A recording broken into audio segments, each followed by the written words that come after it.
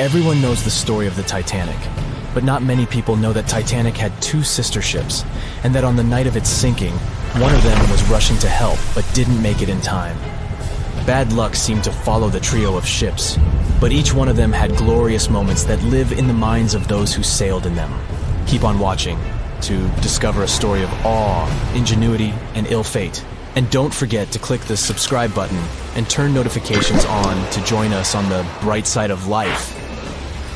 You know how the iceberg hit the Titanic, how the band played to the end, and how the whole tragedy unfolded, but before it happened, it would have seemed an impossibility for such a ship to meet the end it did. None of that could have been foreseen by White Star Line, the company who built the Titanic, who had high hopes for what the unsinkable ship and its sister ships, the Britannic and the Olympic, would accomplish. The Olympic was the first of the trio to make sail on June 11, 1911, heading towards New York.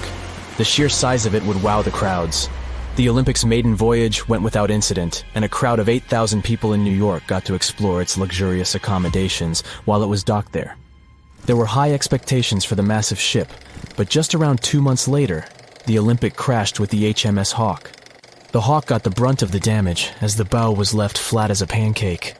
After the crash, the Olympic made its way slowly back to Belfast, where the Titanic was being constructed. On the dock, people could see the two enormous ships side by side, as parts of the Titanic were used to put the Olympic back in shape. A rare sight to behold. And on April 14, 1912, the Titanic hit an iceberg, and minutes later, the crew radioed nearby ships for help. That night, the Olympic was returning from New York when it received the distress signal. The ship turned around and rushed at full speed towards the Titanic, but they were so far away that they would have arrived next night. At some point during the early hours of April 15, 1912, the crew of the Olympic decided they wouldn't make it in time and stopped course. The survivors of the Titanic were eventually rescued by the Carpathia. Olympic was set up with lifeboats for all crew and passengers after the Titanic sank.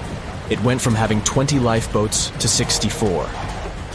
Changes were also made to the watertight bulkheads, and an extra hull to construct a type of double hull was installed. It was determined that a double hull would have kept the Titanic from sinking. For several years, Olympic was used in the war effort against Germany. Throughout the years, Olympic carried over 200,000 passengers, which included thousands of Americans fleeing from Europe and troops battling during World War I. One of the most significant moments for this ship was when it struck a German submarine and sank it. It was discovered that the submarine was preparing to fire a torpedo on the Olympic before Olympic rammed it. The Olympic ended up sailing the seas for 3 decades, which earned her the nickname of the Old Reliable, despite some previous accidents. It went on to help the survivors on the HMS Audacious when it was sinking, and do what it couldn't for its sister, Titanic. Eventually, bad luck caught up with the Olympic. The ship crashed with the Nantucket Lightship, and the crash signaled the beginning of the end. Beaten up, and after years of service, the Olympic was demolished and scrapped for parts. The Old Reliable saw many years of service and thousands of passengers, but the Britannic's journey was shorter-lived. When the Titanic sank, White Star Line was faced with a problem since they already had another enormous ship in the works. White Star Line began construction on the HMHS Britannic on November 30th, 1911, around 4 months before the Titanic sank. Although the Britannic was the youngest of the trio of ships, having been constructed last, it was also the biggest. They intended to name it Gigantic, but after the Titanic's disaster, they changed the name to Britannic, since they considered it to be a lucky name. With the Titanic sinking, the White Star Line underwent rigorous investigation, and many changes were made to the Britannic's design. The Britannic looked very similar to the Titanic, and it had what was at the time the largest marine turbine in the world, able to reach faster speeds than the Olympic. With Titanic's fate fresh in their minds, everything possible was done to ensure the safety of this newer ship. The Britannic was eventually launched on February 26, 1914, almost 2 years after Titanic met its end. After the Titanic's disaster, the White Star Line wanted the Britannic to redeem their name. The Britannic was on its way to becoming a successful ship. It transported passengers for over a year and a half when the British government requisitioned it and turned it into a hospital ship during the beginning of World War I. The ship became an even more impressive sight to look at. It was painted all white, with enormous red crosses on its side to indicate it was a hospital ship. One of the ship's surgeons, Dr. J.T.H. Beaumont, thought of it as the most wonderful hospital ship that ever sailed the seas. It could treat as many as 3,309 patients at once. This is how the Britannic became His Majesty's Hospital Ship, or HMHS Britannic. Though the sight of this magnificent ship must have put a smile on a wounded soldier's face or two, the Britannic didn't operate for long. Just a year after it was turned into a hospital ship, the Britannic was making its way through the Aegean Sea to pick up wounded soldiers, when it was struck by a loud explosion. The passengers didn't know what had happened, but headed to the deck to disembark. It is unclear what hit the Britannic, but the general consensus is that it was struck by a mine left by a German U-boat, though some still believe a torpedo hit it. The captain tried to move the ship to a beach close by, but the ship was sinking fast. In the desperation, against the captain's orders, several crew members launched lifeboats and disembarked.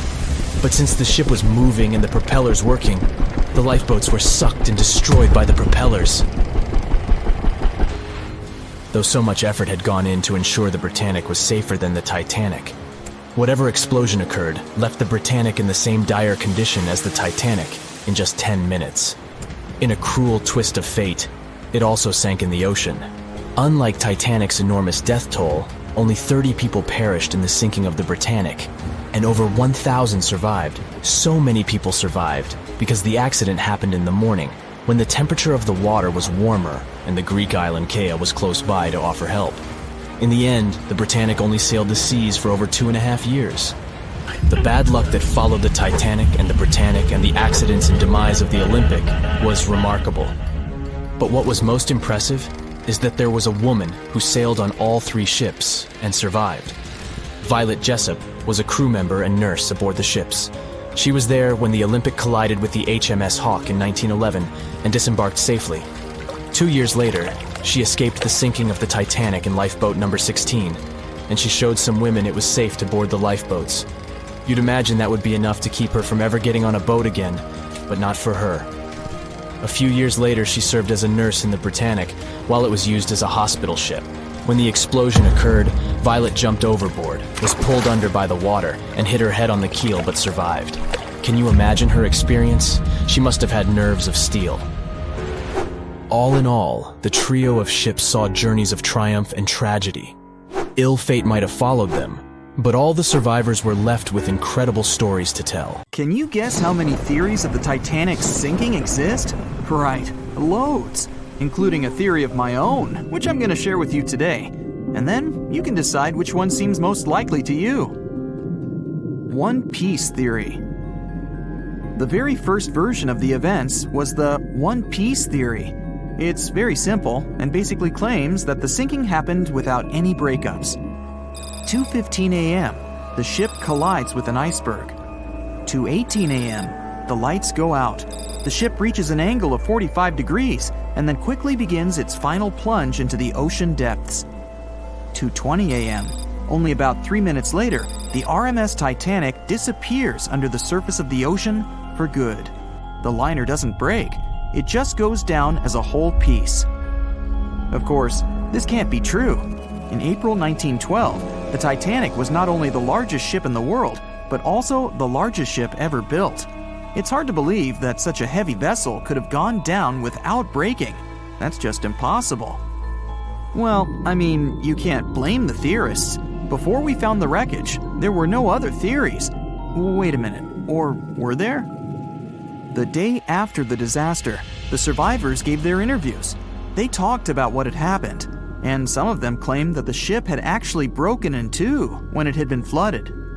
For example, Jack Thayer, a 17-year-old boy, outlined the sinking as he remembered it, and L.D. Skidmon drew a sketch based on his description. The picture clearly showed the ship breaking in half. But no one believed Jack or other witnesses. There was no evidence, so their claims were received with a grain of salt. But in 1985, things changed. First breakup theory. That's when Robert Ballard found the wreckage of the Titanic in the depths of the ocean. When people saw the wreckage, it became clear that Jack and the other survivors had been right. The Titanic did indeed break in two when it sank. So it's time for a new theory. 2:15 a.m. The keel breaks, the starboard list eases, and the hull continues to bow and crumble. 2:17 a.m. The galley sections break off.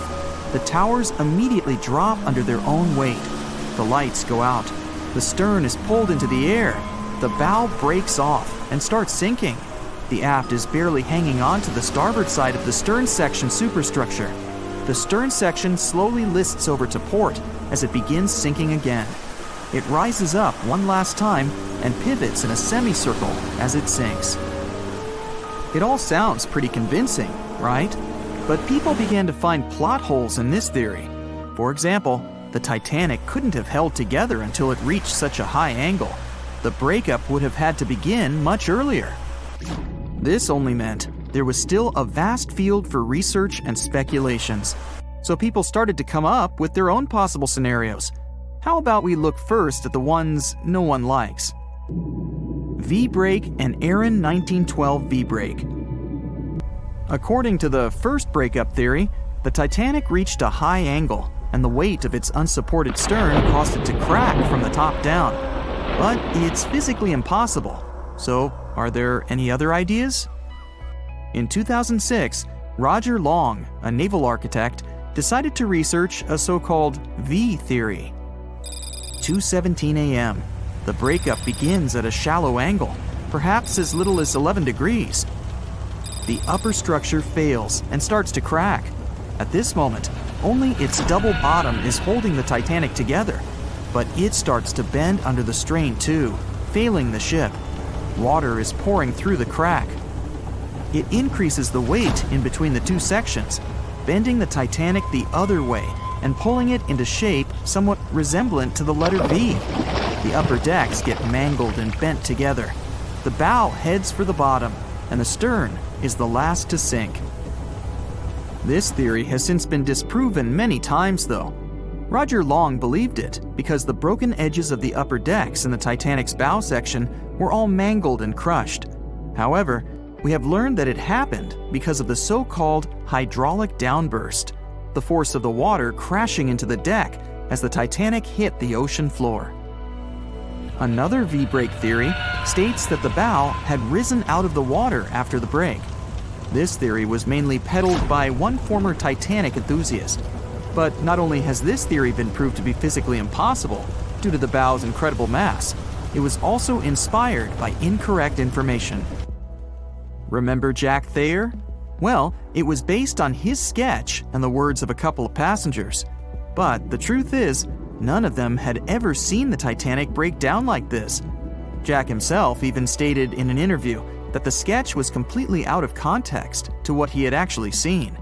It was drawn by a passenger on the Carpathia, the ship that received the Titanic's distress signal and came to its aid. It couldn't be used as evidence. Now that we know this, let's move on to the theories that most people believe in. James Cameron's banana peel theory. Who hasn't seen the legendary movie about the Titanic, right? It became the leader of the 70th Academy Awards ceremony in the number of nominations and awards, and deservedly so.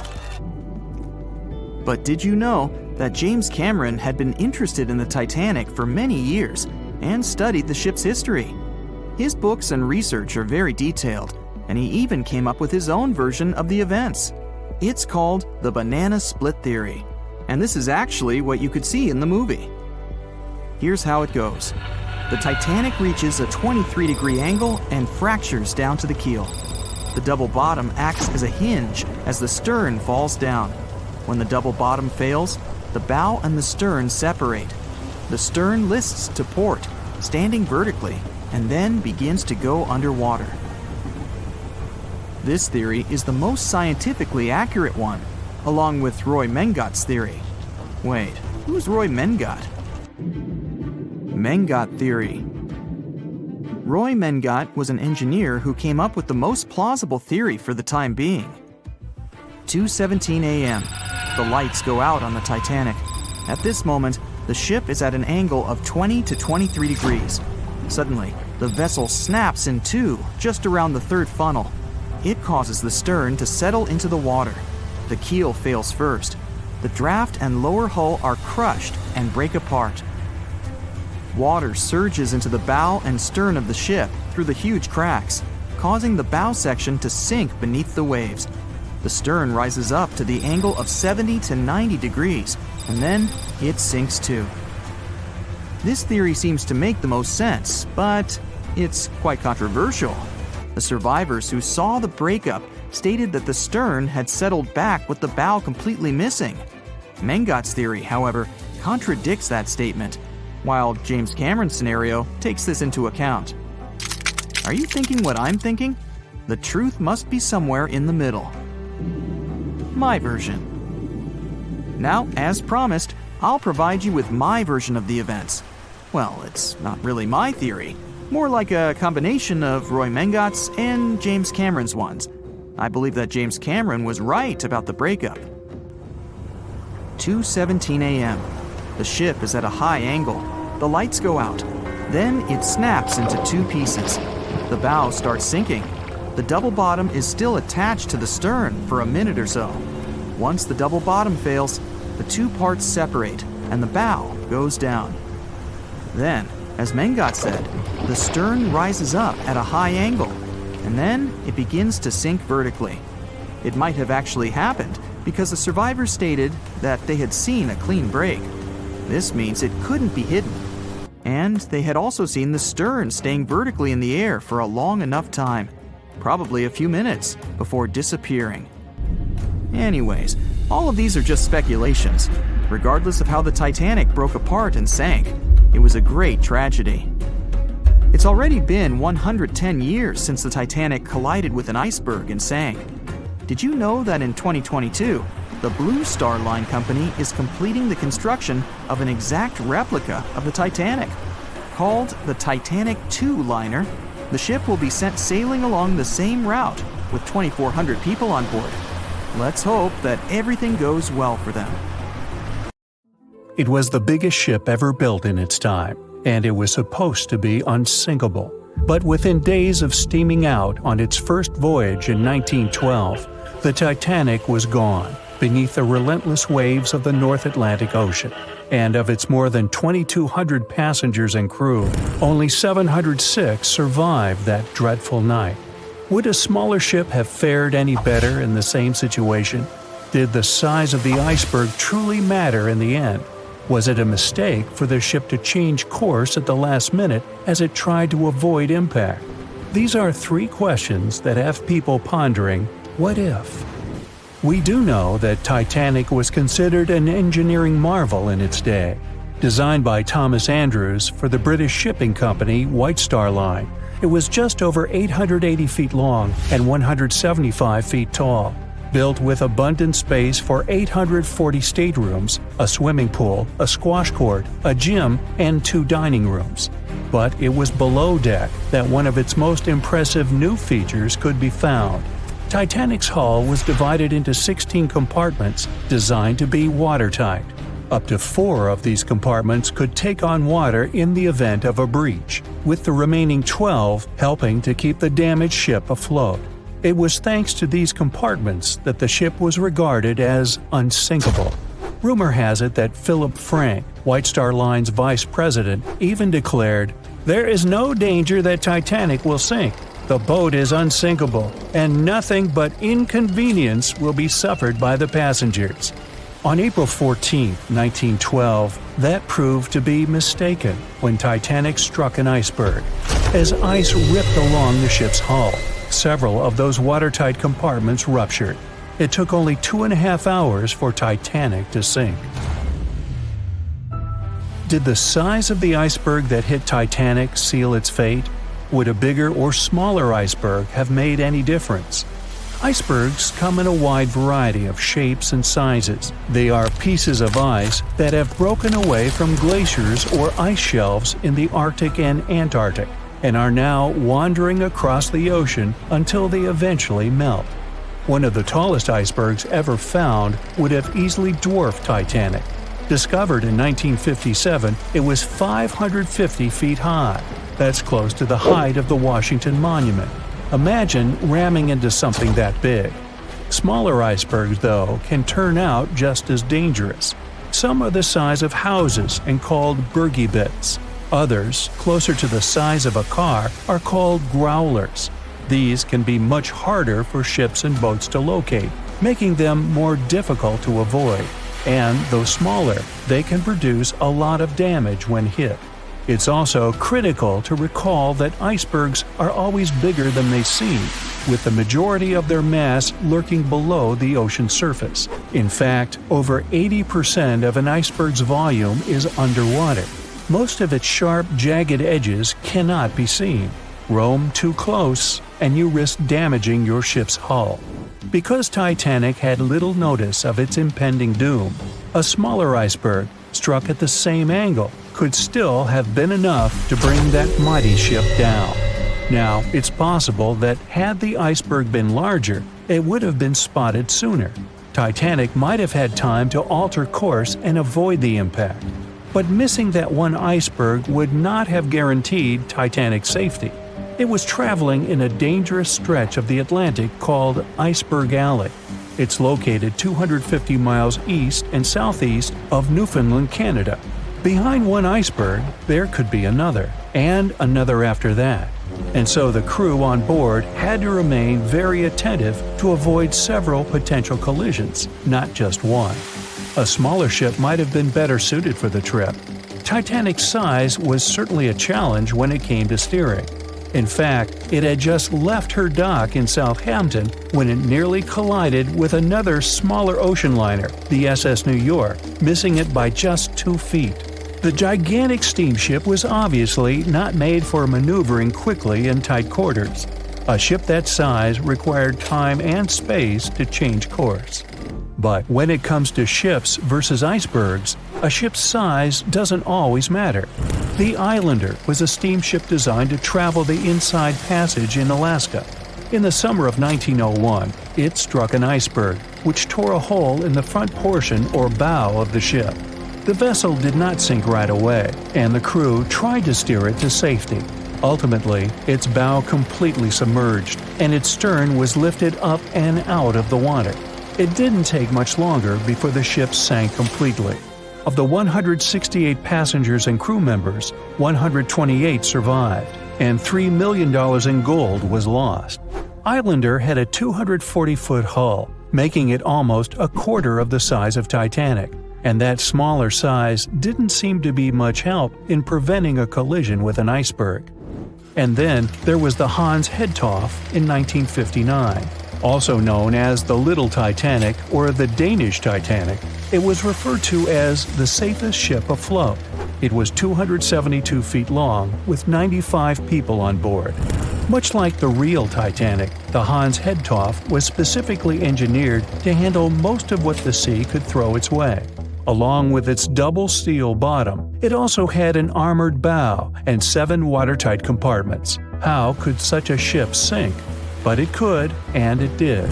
It was on its first voyage, returning to Copenhagen, when it ran into trouble. On January 30th, it hit an iceberg. An SOS was sent, but when the Johannes Cross arrived to help, the Hans Hedtoft was nowhere to be found. The only evidence of the ship's existence was a lifebelt that was washed ashore in Iceland 9 months later.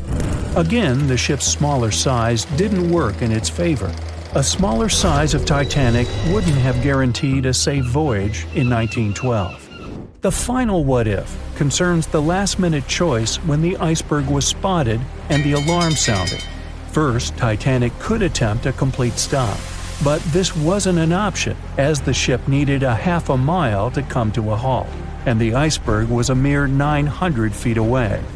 Second, the Titanic could attempt to avoid the iceberg by steering away from it.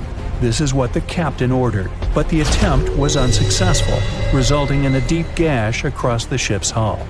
The final option? To hit the iceberg head-on. Would this have made any difference? The answer is an intriguing maybe. Some think a head-on collision would have saved Titanic. In this scenario, the collision would have limited the damage to the very front of the ship. Instead of the iceberg tearing through the hull and compromising several of the watertight compartments, only 4 of the compartments would have been breached. This meant the others could do their job of keeping Titanic afloat. The ship could be stuck, unable to move, but it would remain above water until help arrived. This would provide a ship like Carpathia enough time to reach the scene of the accident and bring the people on board to safety. One of the Titanic's designers, Edward Wilding, made a similar claim during an inquiry into the sinking. He argued that most people would have survived a head-on crash, and that Titanic itself would not have sunk. Others disagree, though. First, the special bulkheads on Titanic were designed specifically to protect the ship against collisions with other vessels, not with icebergs. These compartments would crumple upon impact, absorbing some of the force while the other ship absorbed the rest. Though the damage would still be extensive, the remaining bulkheads would keep the ship afloat. But an iceberg does not have the same flex in a collision as you would experience with another ship. Most of the force would be absorbed by Titanic, resulting in greater damage to the ship. Even worse, the impact would be carried through the full length of the ship. Rivets would burst, seams would tear, the compartments would quickly flood, and the ship would sink even faster, resulting in fewer survivors. In any case, as with most what-ifs, we'll never really know the answer. As tragic as Titanic's first and last voyage was, it did result in changes that helped make venturing out to sea much safer. Findings from hearings on the disaster led to the creation of the International Ice Patrol, or ICC, in 1914, an organization that tracks icebergs in the Atlantic and Arctic Oceans to ensure vessels in the area can avoid them. In the US and Britain, ships were obligated to carry enough lifeboats to accommodate every person aboard. Regular lifeboat drills were made mandatory. And finally, the bulkheads on ships were made higher to keep water out, and bottoms were stretched to create double hulls, helping make the compartments truly waterproof. There's no denying that Titanic was a terrible tragedy, but the lessons learned from that night to remember has helped prevent many more. They were on their way to the New World when a rendezvous with an iceberg crushed all of their dreams and hopes. There was panic and tears and heartbreaking goodbyes, like that of Jack and Rose. Or was there? Let's see how well you know the real story of Titanic. The love story of Jack Dawson and Rose DeWitt Bukater was inspired by true events. What do you say? Is it a myth or a fact?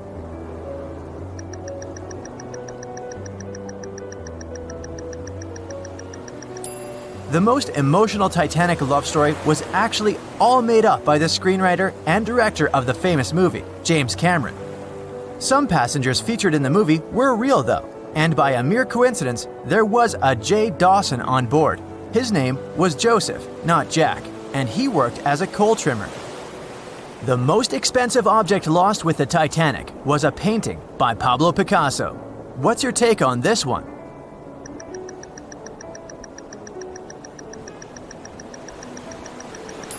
It's a myth. Another one given to us by the famous movie. The most valuable item that went down with the Titanic was probably a Mary Joseph Blondell painting, created in 1814. Some other valuable items were a violin that belonged to Wallace Hartley, the musician who insisted that they had to play till the very last moment. There was also a 1912 Renault Type CB Coupe de Ville that would now cost millions of dollars, a handwritten manuscript by Joseph Conrad, first edition essays by Francis Bacon, 5 Steinway grand pianos, and, of course, some fine china plates and cups, and first-class passengers' jewelry.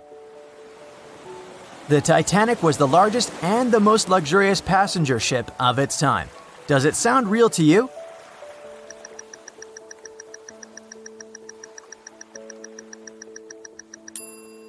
Yep, it's totally true. In April 1912, the Titanic was the largest ship ever built.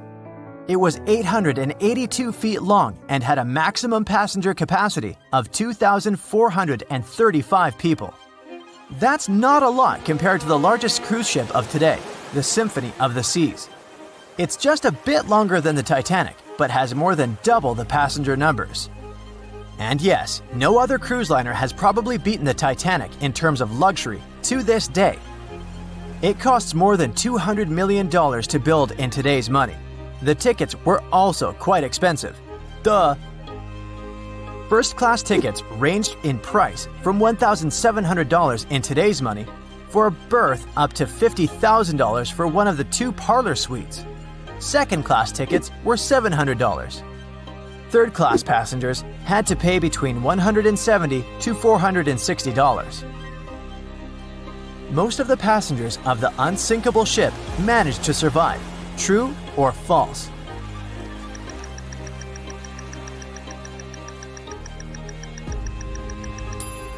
Sadly, it's false. Only 37% of all the passengers actually survived the meeting with the Titanic. Around 61% of the first-class passengers, 42% of the second-class passengers, and 24% of the third-class passengers made it out alive. The Titanic was passing through the Bermuda Triangle when things went wrong, and that's probably why it sunk. What do you say? Myth or reality?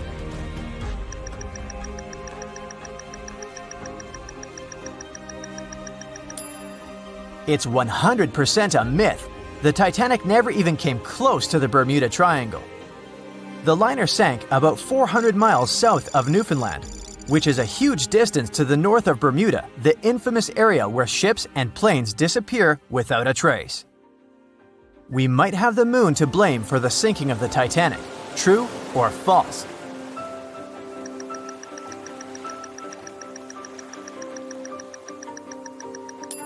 This one is true. The moon heavily affects the tides on Earth. The closer the moon is to the Earth, the stronger the tides are because of the increasing gravity of our satellite. Back in 1912, the moon was so close it made several glaciers in Greenland break apart. Massive chunks of ice that broke off from the glaciers started floating south. The supermoon event came just 6 minutes after a spring tide, the alignment of the moon, the sun, and the Earth that makes their combined gravity reach its peak twice a month. And the day before, our planet had come the closest to the sun that year, which made the gravity even stronger. This mixture of events created perfect conditions for one of the most powerful tides in history. Icebergs breaking off from Greenland's glaciers drift off to the coastal waters of Labrador and Newfoundland, where they often run aground. To move on, they need to either melt and become lighter or catch a high tide that would carry them further. The 1912's tide was as high as it gets. So they shifted many shipping routes south because of the huge amount of icebergs. But not the Titanic, of course, as they believed it was unsinkable. It took 4 hours and 40 minutes for the Titanic to sink. What do you say?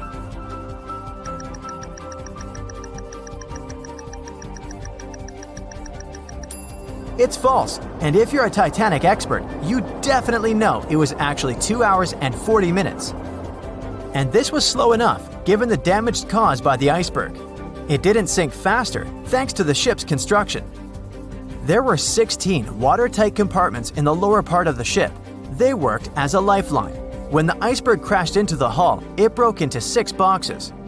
The Titanic could have stayed afloat only if 4 compartments had been damaged. Water filled the first 6 compartments within 1 hour. During this time, the ship tilted slightly to the right side. Then, water began to flood the 7th box when all 6 boxes were filled. And from that moment, the sinking rate was growing with every second.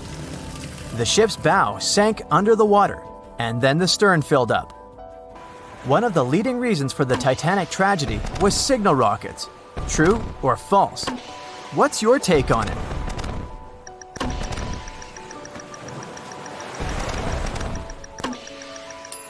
This one is true. When any ship sinks, the crew members must release red flares. It's a signal to all nearby ships that someone is in trouble. But for an unknown reason, someone put white lights in the Titanic's rocket box.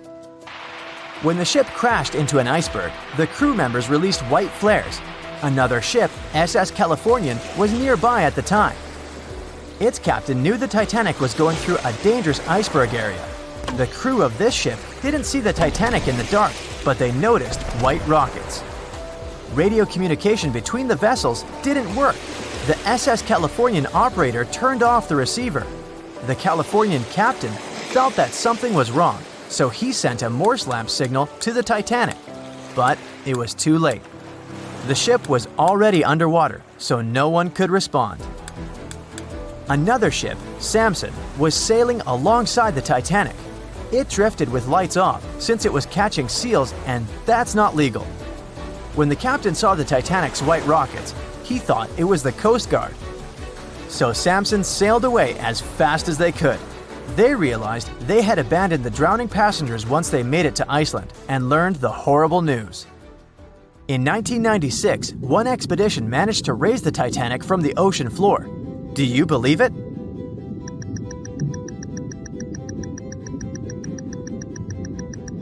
If you don't, you're right.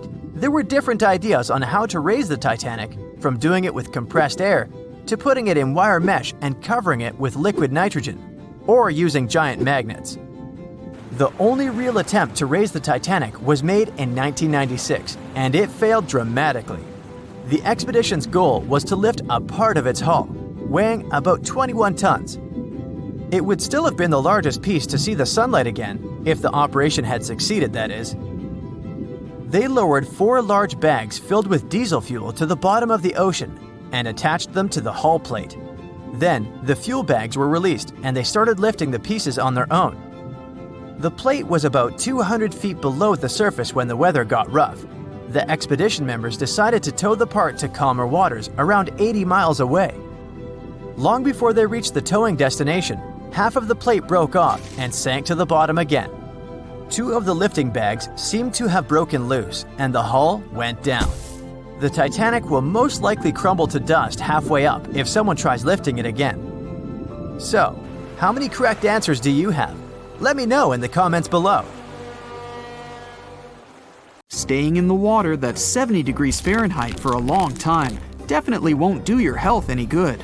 A water temperature of 50 degrees Fahrenheit is a nightmare. It feels much colder than the air of the same temperature. The passengers of the Titanic were in 28 degrees Fahrenheit water. Can you imagine how cold it was? Even the iceberg that the Titanic met was warmer. The water didn't freeze because of the high salt content. But what if the temperature had been higher? What if the Titanic had sunk in warm water, say 120 degrees Fahrenheit? Theoretically, this could have happened had the waters of the North Atlantic met a warm undercurrent from the southern part of the ocean on disaster day. But this heat wouldn't have been enough. The ocean area is too vast, and the temperature is too low at night. The warm undercurrent alone wouldn't have made a difference for people who were overboard. But if the Titanic had sunk in another place at one particular moment, perhaps then all people could have been saved, thanks to an incredible natural phenomenon. Now, on board everybody, our voyage to a parallel universe begins. It's a moonless night on April 14th through 15th. The Titanic crashes into an iceberg. Icy water floods the lower decks. The captain sends a distress signal. The nearest rescue ship, Carpathia, is 58 miles away from the sinking Titanic. At maximum speed, Carpathia will get there in 4 hours. That's quite long, even in warm tropical waters, since your body loses heat anyway. The Titanic begins to sink. The crew downs lifeboats. Some of the passengers jump overboard. The ship is going under the water. There are no boats left, so you jump along with other passengers. It feels as if you got inside a huge iceberg. The water is so cold that it's hard for you to move. You can't even scream because there's no air in your lungs. But at this moment, you feel a pleasant warmth coming from the depths. The heat rises above your knees and waist, then reaches your neck. Finally, you regain control of your muscles and can breathe deeply. You notice that all the other passengers feel the same warmth. The water becomes a little hot. It makes you happy. But in a moment, horror replaces your delight. The ocean begins to foam, and not because of the high temperature, but because something is rising from the ocean floor. You hear a heavy, low sound coming from the depths. It's not a sinking Titanic, but something bigger. You can see a huge iceberg nearby. It's melting, and a huge chunk is breaking off from it. A million bubbles appear on the surface. Then you feel something hit you in the leg. Thousands of strange lightweight rocks are rising from below. There are also massive plates among them. People use them as lifeboats. You climb on one of those rocks and look at the ship. It doesn't sink, since all the water is bubbling and pushing the vessel up. You take one of the small rocks and understand everything. It's pumice. An underwater volcano has woken up right under the ship. Thousands of tons of volcanic rock are floating to the surface. When it erupts, its magma shakes the entire space, heats the water, and destroys the seabed. But it doesn't result in anything destructive on the surface. The enormous pressure of hundreds of millions of gallons of water suppresses the volcano's power. Molten rocks of the Earth's crust are pressed against the seabed, and pumice rises to the surface. And here's why it happens. The upper part of Earth consists of many solid parts, tectonic plates. These plates collide with each other and divide. And when one part separates from another, the magma immediately comes up. So, all volcanoes are these unstable fault sites. If the Titanic had sailed over one of these areas during an eruption, many passengers would have been saved. Back in the parallel universe, you notice the Titanic starts sinking again. The water is no longer bubbling. The volcano has gone out. In a matter of seconds, the ocean turns icy again. Fortunately, you have your pumice lifeboat. This is enough to wait for rescuers. But let's imagine a situation with no underwater volcano and an iceberg. A situation when the water was warm from the very beginning. One of the engines in the motor compartment of the ship breaks down. Several pipes burst because of increased pressure, and now there's a crack in the ship's body. Water is filling the lower decks. The ship is sinking. People evacuate on lifeboats. There's less panic since the night is warm and no one is freezing. Each passenger gets a life jacket. The ship is breaking. You understand that you have to jump. The Titanic goes underwater. Many passengers fall overboard in horror. They dive into the dark ocean and immediately come to the surface. Panic and complete chaos take over. The ship disappears in the dark, and finally, it's all silent. A few minutes pass, and you notice there's no panic at all. The water is warm. Almost all passengers have life jackets. Someone is floating on the wooden ship wreckage. After a couple of hours, the water no longer seems so comfortable. The ocean takes away your body heat. To keep warm, passengers swim closer to each other in a tight circle. Yeah, now it's quite possible to wait for another couple of hours till the rescuers come. People on lifeboats sail closer and take those who freeze on board. Passengers take turns, 20 minutes in the water, then 20 minutes in boats. It's essential not to take your clothes off. Even a wet outfit helps keep your body warm for longer. And when it seems that everyone is saved, somebody screams. A girl in a boat looks scared. She trembles with fear and points her finger into the black water. Passengers try to see what's there and notice a triangular fin. 1, 2, 3. There are so many of them. The noise of the sinking ship has attracted a group of sharks, and now they are circling the survivors, hoping to satisfy their hunger. They're swimming slowly. It doesn't look like they're going to attack. But you should keep your eyes open, as these fish are some of the world's most aggressive and dangerous sharks, the bull sharks. They can be agile, fast, and unpredictable. They don't swim in the cold waters of the Atlantic, but the water in this parallel universe is perfect for them. The sharks are strong and sturdy. They create the illusion of slowness to relax their prey. They're called bull sharks because of their short, blunt muzzle, like that of a bull, and they like to hit a target or other sharks with their forehead. Several fish are ramming boats. Someone falls into the water. Fortunately, people help them back on board.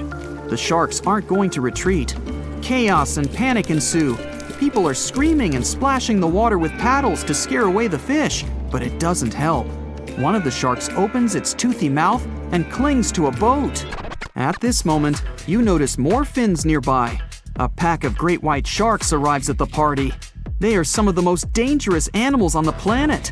They're big, fast, and strong. And their 300 triangular teeth lined in several rows are sharp as blades. Great white sharks swim around the boats and scare away the bull sharks.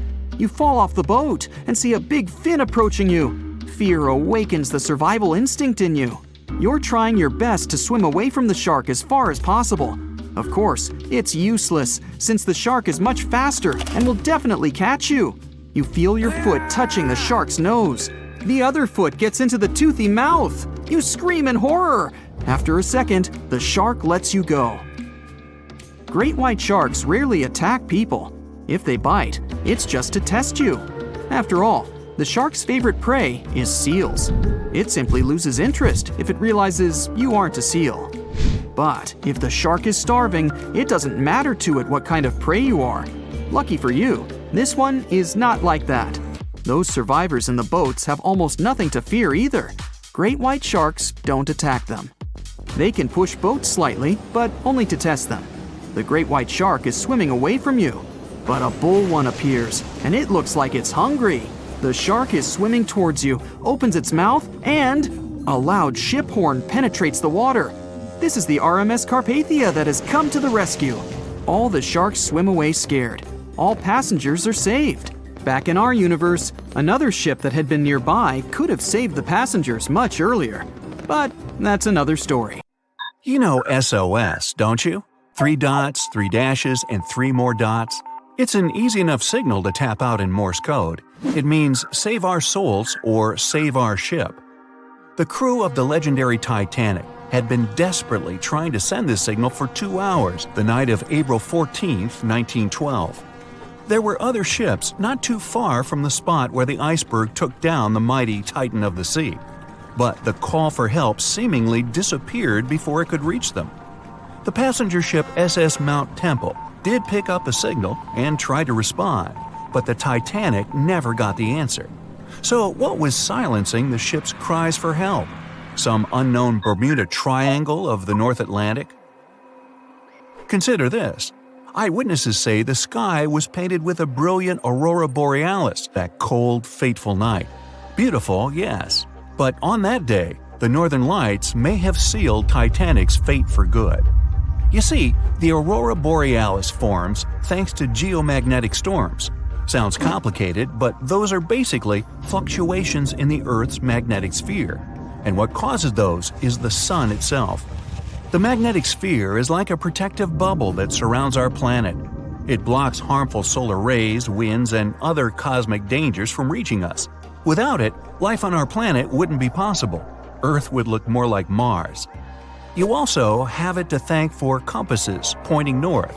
Experts know the Earth's magnetosphere affects navigational equipment, or disrupts it. Which brings us back to the Titanic. Recently, a published weather researcher named Mila Zenkova proposed a theory that solar flares, which provoked a geomagnetic storm, could have played a major role in the Titanic's untimely demise. Solar flares make themselves known on Earth all the time. Some people are especially sensitive to the magnetic storms they cause.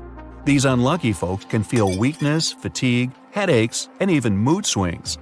On usual days, the pressure is the same on both sides. The magnetosphere blocks all the bad stuff, and we're all happy. But sometimes, explosions occur on the sun.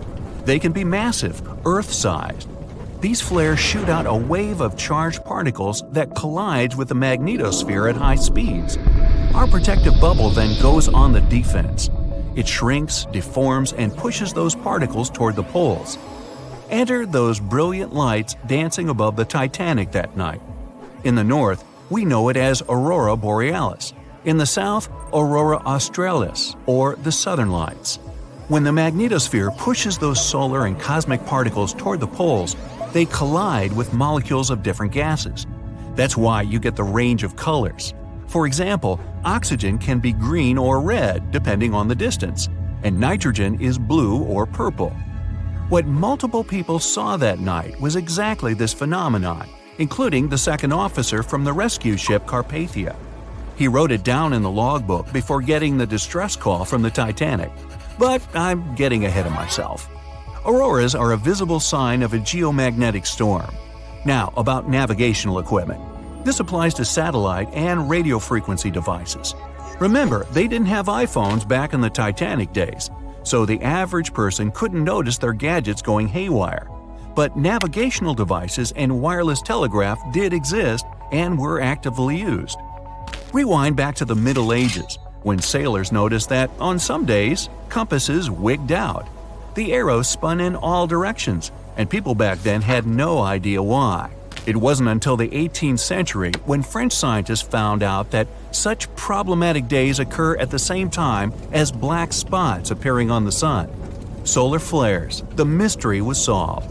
Now, the Titanic had the most advanced, well-known radio equipment at that time. They tested it thoroughly to make sure it worked for distances up to 2,000 miles away. Titanics passed them all. On April 10, 1912, the massive liner left Southampton and set off for New York. The very next day, the crew started getting the first reports of drifting icebergs and ice fields. They put dots on the map to mark the coordinates and let out a sigh of relief.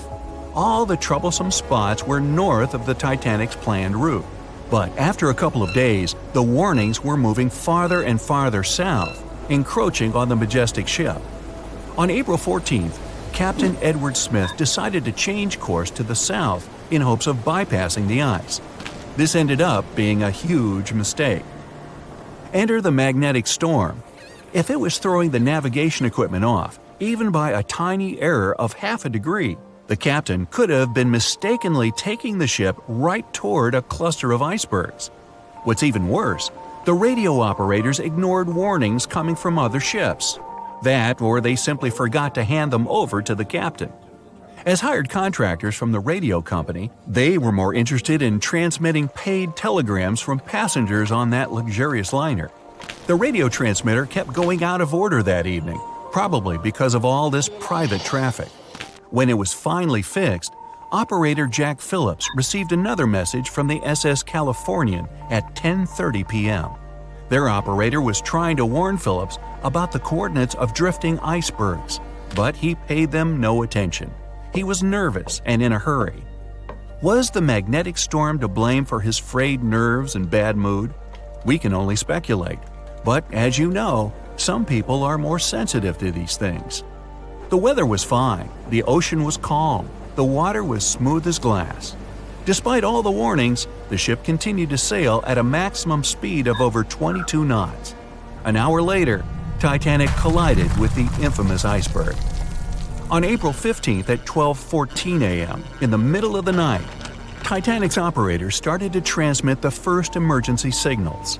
The SS Californian was sailing just 20 miles from the Titanic. They could have easily come to a quick rescue. But 10 minutes before the disaster, the Californian's radio operator had gone to bed. He was the only one who understood Morse code on the ship. According to this new theory, the magnetic anomalies possibly blocked Titanic's messages to other ships. For example, the steamer SS La Providence didn't receive any signals from the sinking ship at all. Yet they were still getting transmissions from another giant, the Olympic, which was 500 miles from the Titanic. That night, the signals were acting strange. They simply got lost somewhere in space, or they were like a jumbled riddle, impossible to solve. The SS Mount Temple did get a message and rushed to Titanic's aid. But as fate would have it, the rescue ship got stuck in ice. She did arrive at Titanic's last known coordinates, but the luxury liner was nowhere to be seen. So were the coordinates accurate at all? The steamer Carpathia was about 60 miles away. At 12:30, their radio operator told the Titanic's crew they were rushing to help. The ship famous for coming to the aid, Carpathia, was going full steam ahead. But here's the odd part. At first, they headed to the wrong spot. The magnetic storm could have thrown its equipment off. Good news is the steamer did end up reaching the right place when they saw the lifeboats full of passengers. Interestingly, once she reached land, the Carpathia didn't have any problems with her equipment. The blackout happened just around the wreckage site. The following investigation blamed radio amateurs for blocking signals. We now might know otherwise. Zinkova explains that at that time, They didn't know exactly how and to what extent the sun influences the Earth. No one could have guessed that the sun could tamper with these massive ships' navigational equipment, especially one that had the best of the best at the time. There's another theory that even the moon could have played a role. Some researchers claim that in January 1912, our natural satellite was closer to the Earth than usual. It caused very strong tides and raised the sea level.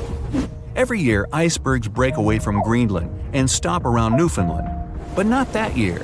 The increased water flow pushed them further for 3 months. And come April, they were right in the way of transatlantic ships.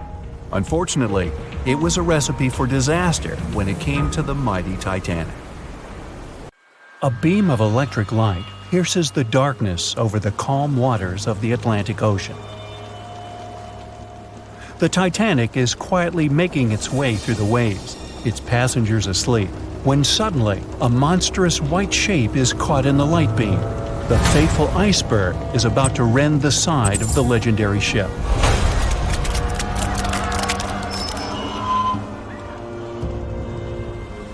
April 14, 1912, only 2 days before someone will take a photo of a giant iceberg with a pretty unusual elliptical shape.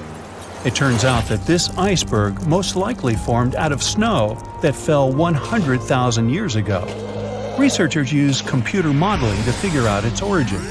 They used data from 1912 and added some new information about winds and ocean currents. They concluded that the iceberg was probably a part of a small cluster of glaciers in southwest Greenland. These days, it's possible to calculate the routes of such icebergs in any given year in the past.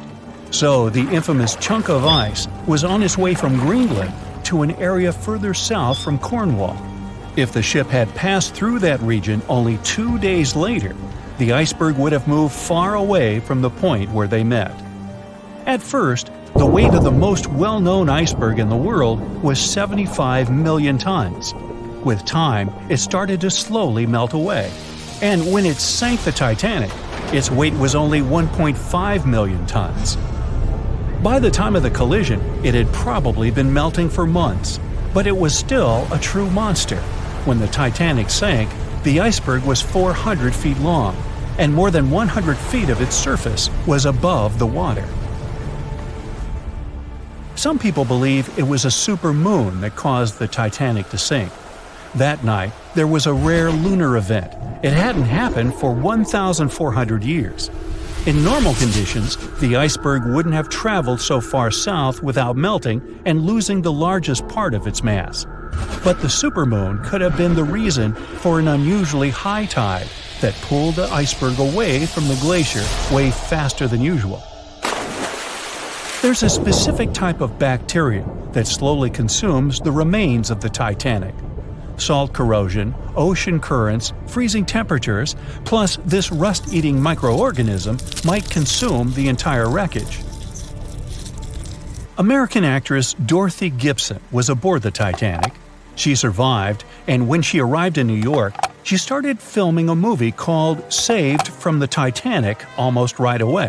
The movie was released only a month after the Titanic sank, and in the movie, she even wore the same shoes and clothes she had during the actual disaster. The movie was a big success at that time, but the only known copy was destroyed in a fire. 14 years before the Titanic sank, a novella called Futility had been published, and it seemed to have predicted the whole event. The plot centered around a fictional ship called the Titan that sank during its voyage. The Titan was almost the same size as Titanic, and they both went to the bottom in April. The reason was hitting an iceberg, too. Both the real and fictional ships were described as unsinkable, and both of them had the legally required number of lifeboats, which, as it turned out later, were nowhere near enough. We've seen it in the movie, but there were some real-life love stories happening on the Titanic, too. 13 couples even took a trip on the Titanic as part of their honeymoon. One of the couples owned Macy's department store in New York. Once it became clear the Titanic was rapidly sinking, the woman refused to go into a lifeboat without her husband. But he didn't want to join her while there were still women and children who he thought had to go first. Then his wife gave her coat to her maid. She insisted that the maid should get into the lifeboat, and she wanted her to be warm. As for the woman herself, she decided to stay with her husband till the end. Some people believe Titanic sank because of a mummy, not an iceberg. It all started around 1000 BCE with a mysterious woman who lived in Egypt, in the City of Thieves. People knew little about her, but they called her a priestess. Her mummy was put in a wooden sarcophagus and covered with a large lid with the image of her face and some mystical inscriptions. This place had been hidden until the first half of the 19th century, when a group of locals accidentally came across it. They disturbed her peace. No one knows how, but the mummy disappeared that day without a trace. A couple of decades later, a group of rich friends from England traveled to Egypt and found the empty mummy casket with the image of the priestess, whose dark eyes seemed to be looking into the void. They decided to buy it, but the buyer disappeared the same night before he even got the case. All members of the group had some accidents. The casket changed its location a couple of times until it, as some believe, ended up on the Titanic. It took more than 70 years for a robot submarine to find the ruins of this legendary ship. The wreck lies nearly 13,000 feet under the surface of the Atlantic Ocean, split into two halves. Why did the liner break apart? No one knows exactly. Some think it happened because of the water that got inside when the ship collided with the iceberg. The pressure was so powerful it separated two parts of the vessel, starting with the ship's bottom structure. Others say it was because of the hull rivets. They had a high concentration of slag or smelting residue, and that's something that can cause the metal to split apart. The ship generally had many flaws, starting with the design. The watertight bulkheads weren't completely sealed on top. This allowed the water to flow between the compartments and, in the end, sink the vessel. The iron of the ship's rivets and steel of the hull ended up ruined because of high sulfur content, cold temperatures, and high speeds. The steel shattered and the rivets popped out quite easily. Because of this, Titanic sank 24 times faster than it would have otherwise. If the ship had hit the iceberg head-on instead of ramming it with its side, it would have probably stayed afloat. How come the crew members didn't have binoculars? It would have surely helped them spot the iceberg on time and maybe even avoid the disaster. But the binoculars on the Titanic were locked in a storage cabinet. Only one crew member had the key, and he had been transferred off the ship right before it set sail. He later said he hadn't remembered to hand over the key. But even without the binoculars, the ship might have had some time to change course and avoid the collision if the crew had gotten some warning. But that's the thing, someone did warn them. About an hour before the incident, a ship that was relatively close to Titanic, the SS Californian, sent a message to inform them it had stopped because of dense ice field. But the warning never got to the Titanic's captain. Some experts say it was because the radio operator didn't think it was that urgent. And later, the SS Californian said they didn't get a call for help from the Titanic because their radio operator was off duty. Some say the crew on the Titanic couldn't spot the iceberg on time because of an optical illusion. Atmospheric conditions that night probably caused super refraction, which could have camouflaged the berg. After all, no one actually saw the iceberg until it was too close to the ship to somehow avoid the crash. Not even a whole minute passed between the moment they saw the iceberg and the collision. It was only 37 seconds, and it took Titanic 2 hours and 40 minutes to disappear below the ocean's waves. No one could ever have imagined that the unsinkable Titanic would collide with an iceberg, except for one man, William Thomas Stead. Well, not directly, of course. It's not like he jolted out of bed one day, envisioning the fall of the Titanic. Rather, he wrote an empowering short story called How the Mail Steamer Went Down in Mid-Atlantic by a Survivor, on March 3, 1886, 26 years before Titanic sank. Okay, let's do a super quick recap. Titanic was traveling from Southampton to New York in April 1912 in the North Atlantic. The ship hit an iceberg, and less than 3 hours later, it was completely underwater.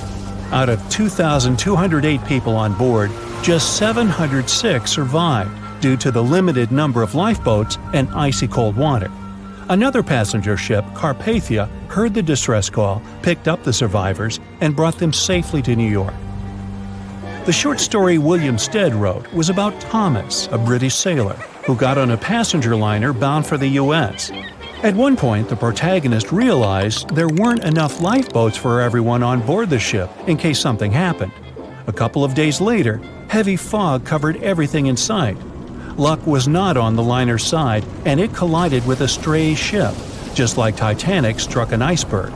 Only 200 out of the 916 people made it safely to the U.S.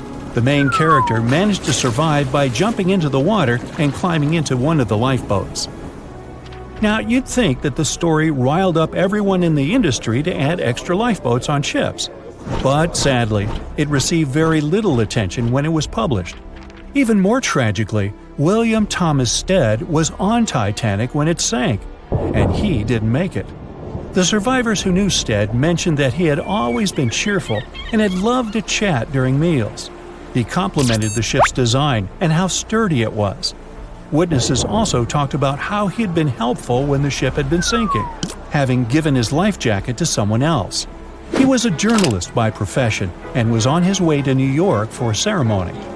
One of his most important contributions to modern journalism was the use of illustrations in every newspaper article. He also introduced newspaper interviews, and they're still used to this day along with illustrations. But this story wasn't the only published work that predicted the disaster. Morgan Robertson was an author and former ship captain who wrote short stories and novels. His most notable novella is The Wreck of the Titan.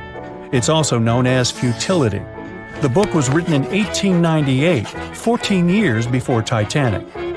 It was a fictional story about the Titan, an ocean liner similar to Titanic, which was crossing the North Atlantic. It's also a coincidence that Titan was just as fast as Titanic and shared many other similarities, like size and design. The book described it as unsinkable and the largest ship to hit the ocean at the time. That's what they said about Titanic, too.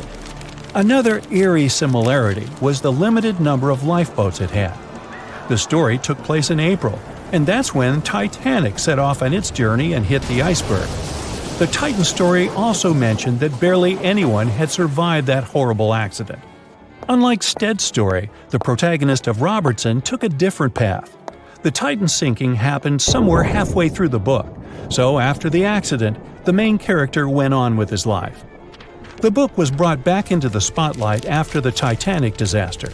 How could someone describe the events that took place almost a decade later so accurately? Many started to believe Robertson could see the future. But the reality was that Robertson knew his way around a ship. It was easy for him to write down the nitty-gritty of things without doing more research. Realistically, one of the biggest threats for ships at that time was hitting an iceberg or colliding with other ships. The next story sounds somewhat mysterious. Once, Alex Mackenzie heard a voice that warned him not to board Titanic. But when he turned around, there was nobody there. As he continued walking, the voice spoke to him again. But this time, it was louder and more distinct. He took the warning seriously and decided to cancel the trip and go back to Glasgow, Scotland, his hometown. His grandparents weren't too happy to find him back home instead of on Titanic. After all, the ticket was very expensive. That disappointment very soon disappeared when they heard that the ship had struck an iceberg. John Coffey was a member of the crew of Titanic, but he decided to ditch the ride when the ship stopped at his hometown in Queenstown, Ireland. His inner voice told him to get off the liner, and he did. He was only 23 at the time, and for someone his age, it could be a major career boost and an opportunity to grow. Despite the horrible tragedy, the guy signed to work with the RMS Mauritania just months after the Titanic sinking. Talk about commitment. Some added info was revealed about what may have contributed to the fall of Titanic. The constructors insisted that the ship was unsinkable, but many people later theorized that the vessel's steel plates had been too frail for the freezing Atlantic water. It may have caused the rivets to pop, allowing ocean water to seep inside. Another theory is that there may have been a fire in the hull of the Titanic that had been raging for 3 weeks before the voyage. The fire softened the steel, allowing the iceberg to cut through it like a hot knife through butter.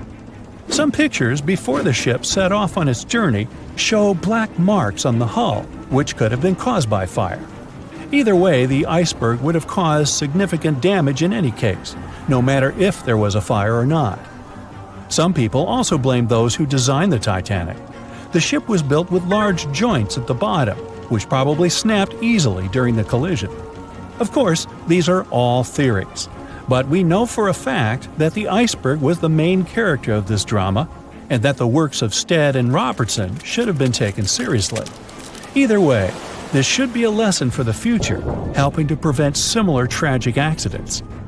By the way, ocean liners and passenger ships wouldn't exist if it hadn't been for Thomas Newcomen. In 1712, he invented a steam engine that was so strong it could produce enough energy to power a ship. And a century later, in 1819, the first steamship traveled across the Atlantic Ocean to Liverpool, UK. It only took the vessel 29 days to cross the ocean. The passenger ship industry boomed in the early 1900s when it became easier for people to move to America or go on holidays. As decades rolled by, the use of aircraft stole the spotlight from passenger ships since planes were faster and more efficient. Nowadays, it's quite rare for a passenger ship to collide with anything in open water. Modern technologies can detect anything that can pose a threat and even predict stormy weather. Cruise ships these days are giants compared to the vessels of Titanic's era. Modern ships can carry almost twice the number of passengers and have amenities folks back then could only dream of. Most cruise ships these days have several restaurants to choose from, multiple swimming pools, and game rooms to catch a break. If you're in the mood for some fun, you can watch live performances. Don't forget about the helicopter pad, because why not? Don't worry if you start feeling unwell. The in-house doctors are always there to help any passenger in need. And these ships are only going to get bigger. Putting Titanic and a modern cruise ship side by side is like comparing a Corgi to a Doberman. Back then, Titanic was the biggest and most cutting-edge vessel anyone could dream of. So, who knows what the future of cruise ships can hold? We might even have entire cities floating around. That would be a really big boat. April 1912 marked one of the most terrible tragedies in the history of the world. The most unsinkable vessel, the pinnacle of engineering at that time, the huge Titanic, sank. On that dark, moonless night, the ship had many chances to save its passengers. There was another ship just a few miles away that could have saved the Titanic, but it didn't. It wasn't a phantom ship, and it's not some legend or a theory. This is a documented reality. There are records and witnesses' statements confirming this, but why didn't this ship help? Let's find out what happened that night by looking at these events from 3 different points of view. Let's start with the Titanic version. 11:30 p.m. The moon hides behind black clouds. Visibility is bad. Everything is calm on the Titanic. Under the captain's guidance, the communications operator stays in touch with the mainland through the radio. At this moment, some stranger breaks into the frequency, interrupting the operator's communication. It's unclear what this strange man wants and what he's talking about. The operator doesn't try to figure it out. He shouts at the guy, demanding him to disconnect. The connection is interrupted. At 11:40 p.m., the Titanic crashes into an iceberg. The ice breaks the hull. Water begins to flood the lower decks. Nobody is panicking yet. 20 minutes later, at midnight, the ship's crew sends a distress signal through the radio frequency. Few people understand how bad the situation really is. After 20 minutes, at 12:20 a.m., they start lowering lifeboats with passengers. At 12:25 a.m., they receive a response to the distress signal. This is RMS Carpathia. Their captain reports they're already sailing at maximum speed towards the Titanic. But the problem is that the crash site is 58 miles away. This means Carpathia will only be here in 4 hours. At 12:45 a.m., the sinking ship's crew release rockets into the air. These flares are one of the main reasons for the terrible fate of many passengers, but more on that later. 90 minutes later, the Titanic's deck breaks and the ship dives underwater. At 4:10 a.m., the Carpathia finally arrives at the shipwreck location. The crew members make heroic efforts to save all the people. They take 705 survivors on board. At this moment, another ship appears. It's SS Californian. The Carpathia sails towards the New York coast with all the people. The Californian floats in search of passengers and finds nothing but wreckage. The ship was only a few miles away while the Titanic sank into the icy water. The Californian could have saved these people, but did nothing. Its captain, Stanley Lord, made one of the most terrible acts that a sailor can allow. He didn't help a sinking ship. When the world found out about all this, they detested Captain Lord. They couldn't bring charges against him, and the trial didn't punish him. But his career was ruined entirely, as no other ship company would hire him. Despite this, he never confessed he had been guilty. Before he passed away, the captain said it hadn't been his fault. If this was true, then what happened there? This brings us to the Californian version. It's the night of April 14th. The Californian is sailing in the cold waters of the North Atlantic. The ship gets into a section with a lot of icebergs. At 10:10 p.m., Captain Lord stops the ship. It's too dangerous to move around this area, as they can damage the hull. At 11 p.m., the ship starts drifting. It's impossible to move in such conditions with such poor visibility. The captain knows that the Titanic is coming here, so he orders the radio operator to warn the ship about the danger. Radio operator Evans turns on the receiver and tries to contact the Titanic. He spends about 30 minutes on it. The connection is finally established. At this moment, the Titanic radio operator is speaking with the mainland. Evans interrupts this conversation and tries to warn the ship about icebergs. The operator doesn't understand Evans' words. He's annoyed because Evans broke into the channel so brazenly. He shouts at Evans and cuts the connection.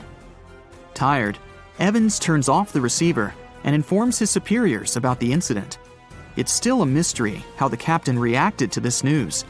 He probably thought the Titanic knew about the danger. He lets Evans go to bed. If Evans hadn't turned off the radio and waited 1 hour, he would have heard a distress signal from the Titanic. But you shouldn't blame him. At this point, he has no official reason to stay at the transmitter.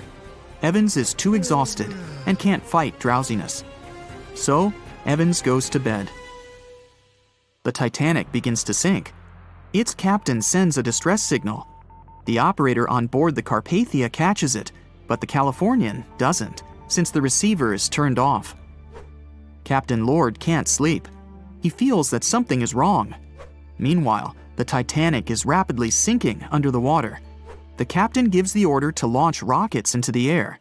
And here is where one of the critical mistakes takes place. They release warning lights, but they are not red. The crew forgot to take red rockets on board for some reason, so they lit up the sky with a bright white light. If you need to send a distress signal, you need to release red lights. Captain Lord sees these lights, but doesn't perceive them as a cry for help. It can't be that there are no standard red rockets on such a massive ship as the Titanic. But, unfortunately, it can. Captain Lord thinks the Titanic is sailing away. Perhaps there is some unknown reason behind those white lights, but he doesn't really know. So, Captain Lord has no idea that the Titanic is sinking. He still decides to contact the ship, but this time, not through radio communication. Captain Lord doesn't wake up the radio operator and sends a signal to the Titanic through a signal lamp. It's important to understand that many old-school captains didn't take radio communication seriously. They didn't understand the value of this technology. That's why Captain Lord doesn't wake up Evans. He sends light signals, but the Titanic doesn't respond. Many survivors later mentioned seeing the flashing lights of the Californian, but there was nothing they could have done. The ship's crew doesn't hear their cries for help. At 2:20 a.m., the Titanic completely goes underwater. A little more than 2 hours later, radio operator Evans wakes up and turns the transmitter on. He hears many rescuers talking about the sunken ship. Evans understands everything. He reports this to the captain. At that moment, the Californian immediately heads to the wreck site. They meet Carpathia there. With the survivors on board, it sails towards New York. The Californian stays sailing and looking for people. They find nothing but wreckage. The Californian returns to the mainland. The news about the ship that could have saved the Titanic is spreading all over the country. The trial begins. Captain Stanley Lord and the crew tell their version. They say their ship had been standing still. Many people don't believe them, and some of the surviving passengers claim to have seen the Californian sailing by. Still, the judge declares them innocent. 1962. Captain Stanley Lord is a very old man. He calls a notary to confess something. The captain makes his last remark about this case. He swears he's not guilty. But if it wasn't the Californian sailing past the Titanic at that moment, then what? The Samson theory could answer that question for us. The sealing ship Samson is sailing in the cold waters of the North Atlantic. The crew aren't sleeping. They carefully study the surroundings, but not because they're afraid of icebergs. They're scared of meeting with the U.S. Coast Guard. The Samson ship's crew catch seals, which is illegal. At 12:45 a.m., Samson's captain sees white signal rockets. The team is sure it's the Coast Guard. They turn off the lights and sail away. It's dark, so they don't notice the sinking Titanic. They return to the coast of Iceland and hear about the disaster. They realize they have abandoned the drowning passengers. The nephew of one of Samson's crew members reads about this story in his uncle's diary. The nephew asks for permission to publish these recordings. All the people realize that Captain Lord wasn't guilty, but unfortunately, he didn't live to see this moment. Actually, it's still unknown who is guilty in this story. 2 ships were nearby the Titanic. Their captains were adequate people. They would have helped save all the passengers. Their fault was that they couldn't understand what the Titanic wanted on that dark night. Someone forgot to put red flares in the box. This small but fatal detail was one of the leading causes of the tragedy. John watched on in disbelief as he drifted away on a piece of wood. In the freezing waters of the Arctic, slowly drifting away. John looked upon the vessel he had worked and lived on as it raised its enormous bow high into the sky, then broke in half, causing a sound that only a crack of lightning could replicate.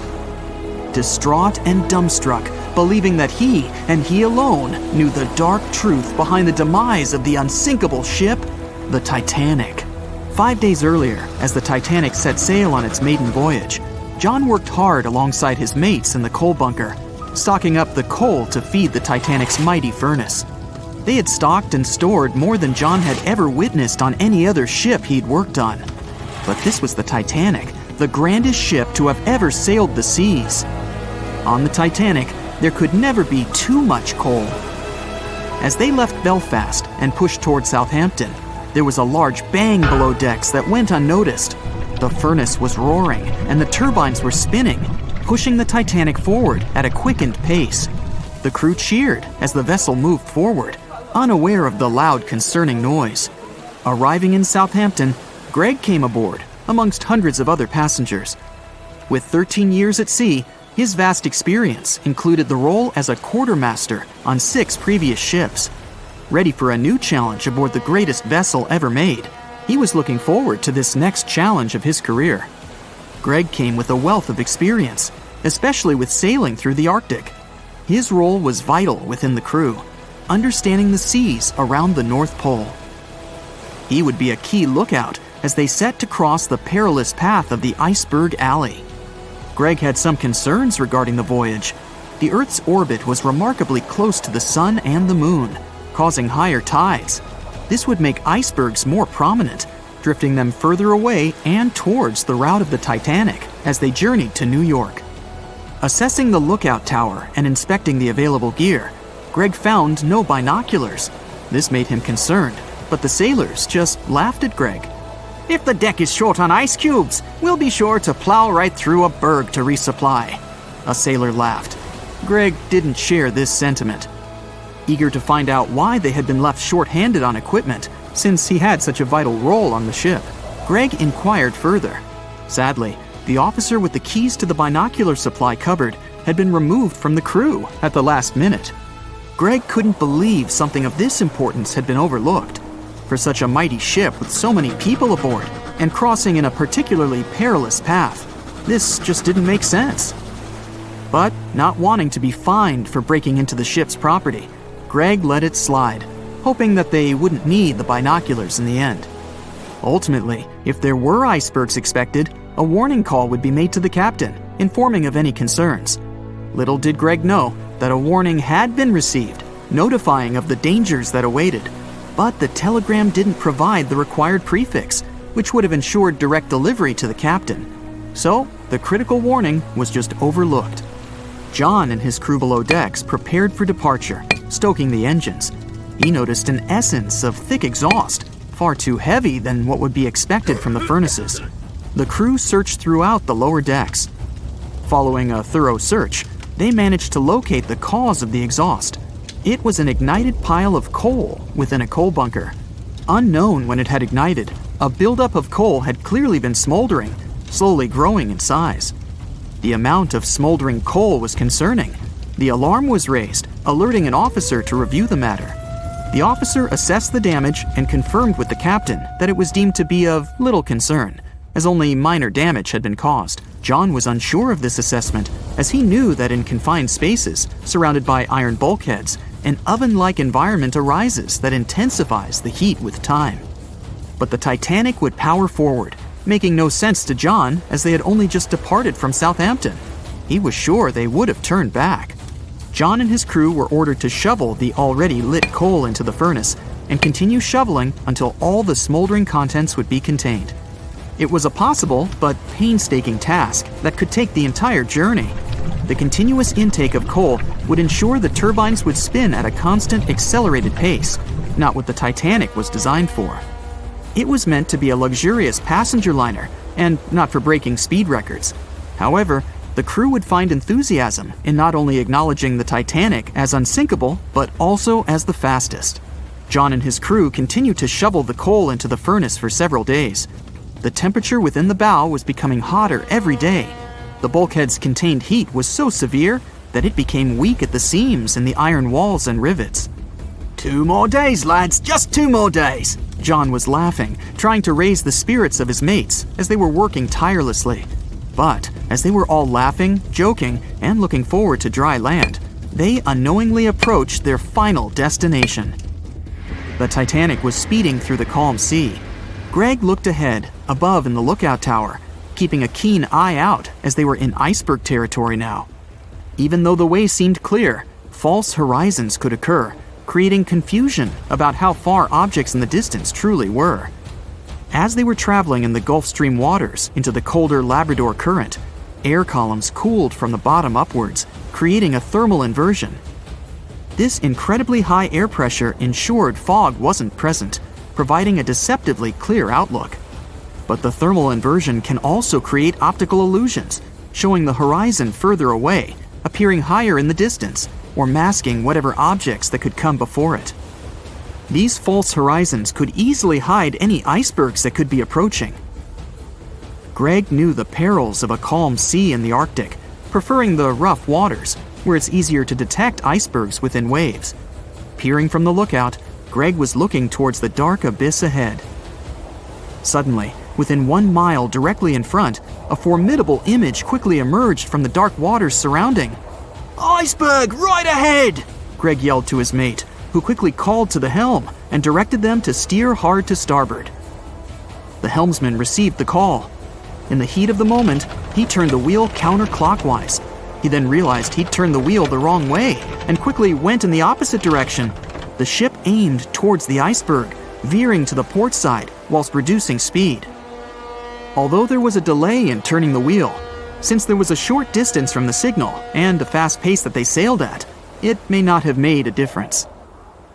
As they approached the iceberg, it appeared as though they'd miss it, but over 87% of an iceberg is underwater.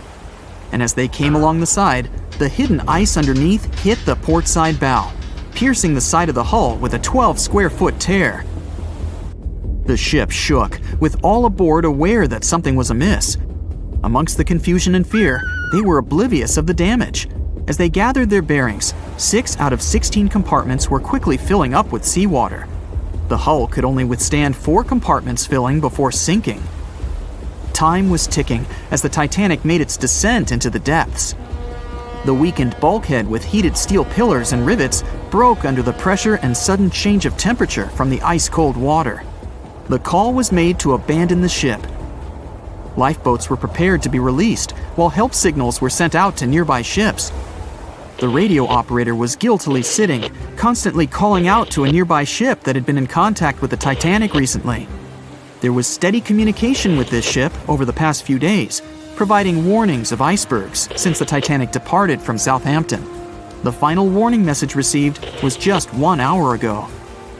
Upon receiving the final warning, the operator ignorantly responded, "Shut up," with the assumption that their warnings of icebergs were pointless. Following this unfortunate response, the ship turned their radio off and provided radio silence. The closest ship that was responding to their distress signals was 500 miles away, too far to provide any assistance in time. There were countless mistakes that caused the Titanic's watery end, whether they contributed directly or from sheer ignorance. The most tragic of them was the number of people aboard the ship, 2,224 of them. There were only enough lifeboats provided to rescue 1,178, barely half of the people. April 14, 1912. The dark night was filled with horrible sounds of a giant metal vessel breaking into two. The largest ship of that time collided with an iceberg that was on its way. The Titanic, one of the biggest stories of the 20th century that people still talk about. The starboard side of the giant vessel brushed up against the iceberg. It was 11:40 p.m. when things started going wrong. This iceberg caused enough damage for at least 5 watertight compartments in the hull to start filling with water. The crew immediately began a brief investigation to see if they could do anything and fix things. They had no one to rely on, all alone in the darkness of the cold night, far away from the land. The North Atlantic Ocean, around 400 miles south of Newfoundland, Canada. They needed time to figure out how to bring people to safety. They had some time, true, but not enough. If you watched the movie, you know the ship didn't plunge immediately after the icy doom had happened. The whole process lasted a good 2 hours and 40 minutes. But the situation was hard. There were 2,200 people to take care of, including crew and passengers, and things happening on the ship were chaotic. The chief designer, Thomas Andrews, soon realized they wouldn't be able to stay afloat. By midnight, the entire crew had begun preparing the lifeboats for launch. They had 20 boats with space for only 1,178 people, which was just a bit more than 50% of the people on board. The order was to get women and children to safety first. Crewmen were there to row and guide the boats. The scene over the next 2 hours gradually started escalating. The crew members had a task to wake up passengers and warn them something bad was happening. They wanted to place them into a fleet of lifeboats as soon as possible. At 12:15 a.m., some crew members sent out a distress signal. A steamship called Frankfurt was among the first ones that received the message and responded, but they were about 170 nautical miles away. Some other ships also got the message and offered their assistance, but sadly, they were too far away as well.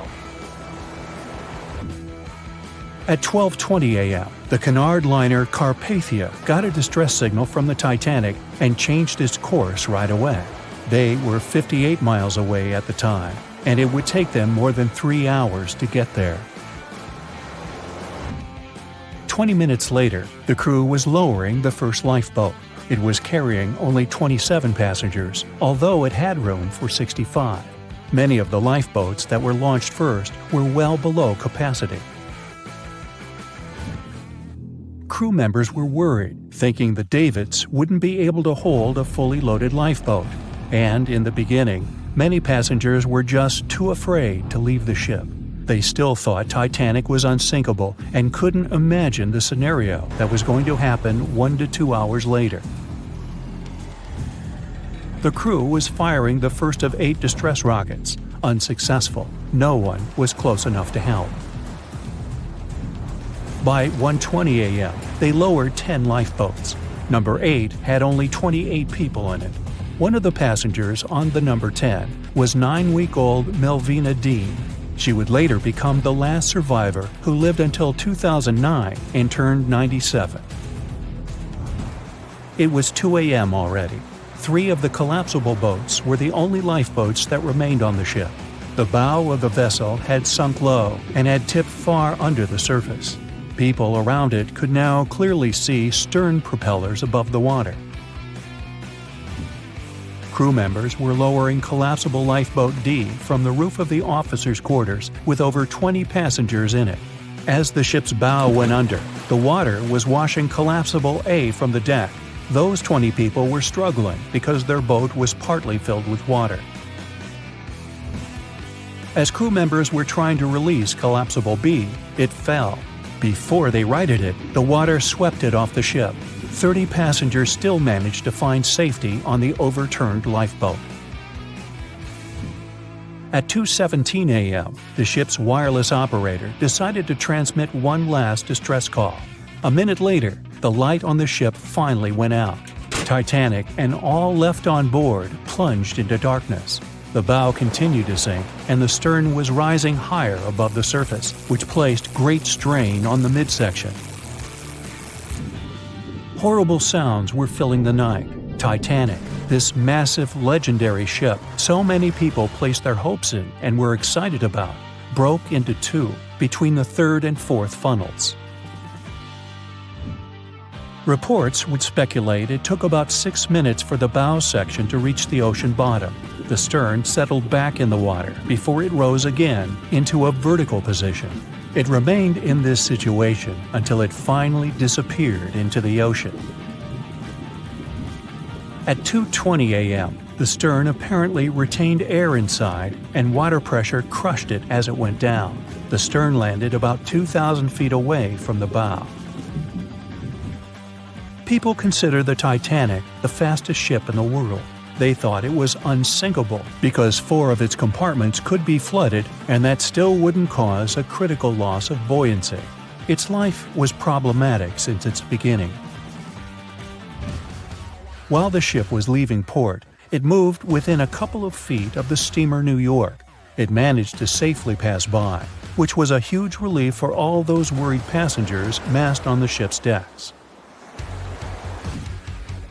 Titanic sailed off on the 10th of April. Its first journey was across the highly competitive Atlantic route. On the launch day, the Titanic became the biggest movable object in the history of humankind, 882 feet long, 92 feet wide. Not that big if you compare it with today's ships. The biggest cruise ship in the world today is Royal Caribbean's Symphony of the Seas, which is roughly 5 times the size of Titanic. If you put that ship in a vertical position, it would be nearly as tall as the Empire State Building, which is 1,250 feet without antennas. But Titanic was a huge attraction back in its time. At one moment of their journey, they stopped in France, after which they made another stop in Ireland. Once the final passengers boarded, the massive ship set out at full speed for their final destination, New York City. 4 days after the beginning of its journey, Titanic failed to divert its course from a huge iceberg, the story we all know about. Only 700 people survived, and most of them were women and children. The night was extremely cold, 1 hour and 20 minutes after Titanic had gone down to the bottom of the ocean. Survivors weren't even sure someone was coming to save them. Finally, they saw the light. It was Carpathia coming towards them. They came for the people in the lifeboats. The crew brought them aboard and pulled a handful of other passengers out of the water. Many ships tried to contact Titanic a few hours after it sank. Their messages were never returned. Later, when there was an investigation of what really happened, they discovered the Leyland liner Californian had been less than 20 miles away when Titanic was sinking. But the crew didn't hear the distress signals coming from Titanic because their radio operator was off duty. Countries from both sides of the Atlantic were shocked and horrified when they heard details of what happened to Titanic. They decided to make changes to ship operations, rules that would help avoid such events in the future. They held the first International Convention for Safety of Life at Sea, where they adopted rules for every ship to have lifeboat space for each passenger on board. Also, lifeboat drills became mandatory. They also decided to establish an international ice patrol. Its main role was to monitor icebergs in the North Atlantic shipping lanes. Ships also needed to maintain a 24-hour radio watch. Titanic wasn't built alone. Because of the size of this magnificent ship and all the new equipment it required, it would have been too expensive as a one-off. So the team built the Titanic alongside two sister ships, and both of them had eventful lifetimes. RMS Olympic came first. It was launched in 1910, and for a whole year was the biggest liner in the world. The Britannic was another sister ship that sailed for a while before it too ended down on the ocean bottom. But only Titanic became a legend and one of the most fascinating stories of modern history. When the Titanic began its fateful voyage, it weighed about 52,000 tons. Now, how did they even get it into the water in the first place? Step 1. Find tons of soap and natural fat. Step 2. Dump it all over the ramp in front of the Titanic like a monster slip and slide. They even put grease all over the outside of the ship to make sure it didn't get scratched, dented, or even rip open. Just like that, the Titanic plopped softly into the water and the workers and owners breathed a sigh of relief. At least that part went well. When they built the Aswan Dam in Egypt, they needed to clear out a huge area for the new artificial lake. Almost 100,000 people had to move out of their homes. That was the easy part. Engineers now had to try to move two huge ancient Egyptian temples, or they'd be lost underwater forever. The answer? Thousands of engineers and builders. The temples were built into a mountain, so first they had to detach it using bulldozers and jackhammers. Then they had to take it all apart like a humongous Lego project. Statues, roofs, walls, sculptures, pretty sweet Lego set. Then they cut the temples into bite-sized bits, over 1,000 of them. Each one weighed the same as 3 elephants. So where did they put it all back together? On the same mountain, just 200 feet higher. It took 5 years and about $300 million in today's money. I think even the pharaohs would have been impressed. Now, say you're thirsty, so you grab a glass of water. But where does that water come from? In Saudi Arabia, it comes from salt water. You just need to get the salt out, no biggie. That calls for an evaporator. Saudi Arabia's machine brings fresh water to 300,000 people. Not bad for so much desert. The evaporator weighs 5,000 tons, and it's pretty big, like 10 basketball courts big. They hired a special ship to bring it from Vietnam to Saudi Arabia, but even that was too small. After making the ship a little bigger and making a successful cross-continent journey, the evaporator finally touched down in the Middle East. Then it was easy. Just grab 30 tractor trailers and pull. Pretty impressive, but the largest thing ever moved on Earth is way bigger. Enter the Norwegian Troll gas production platform. It weighs more than the Titanic and is way taller than the Empire State Building. But the engineers weren't scared, even though they had to drag the thing 120 miles from shore. They hooked up 10 powerful boats and pulled it along for a week. That thing cost $1 billion to make, so they had to be careful. The boats were actually pulling it in all directions to keep it steady, then slowly making their way out to sea. Once it got there, its 4 powerful legs were secured with concrete, about as much as you'd use to build 200,000 houses. That part of the sea can be quite rough, so they had to make sure it wouldn't move at all. Natural gas can set on fire, even in the middle of the sea. You gotta move out of town, but you're used to your house, your big kitchen, cozy fireplace. No problem. Take your home with you. About 500 years ago, an Italian architect was constructing the local city's administration building, but the local church bell tower was getting in the way. The solution? Pick up the tower and move it. The architect built a wooden frame around the tower and shifted it using ropes, blocks, and a lot of people power. Since then, a lot of buildings have been moved around, but what happened in China changed everything. In 2004, engineers shifted the Fugang building about 120 feet. It was the heaviest building ever moved, but it only took 11 days. They worked day and night to get it done so fast. 10,000 years ago, a meteorite fell on Greenland. It was the only source of iron for the local people, who started breaking pieces off to make knives, harpoons, arrowheads, and even jewelry. Talk about good luck. Over time, the locals split the meteorite, named Cape York, into a bunch of pieces.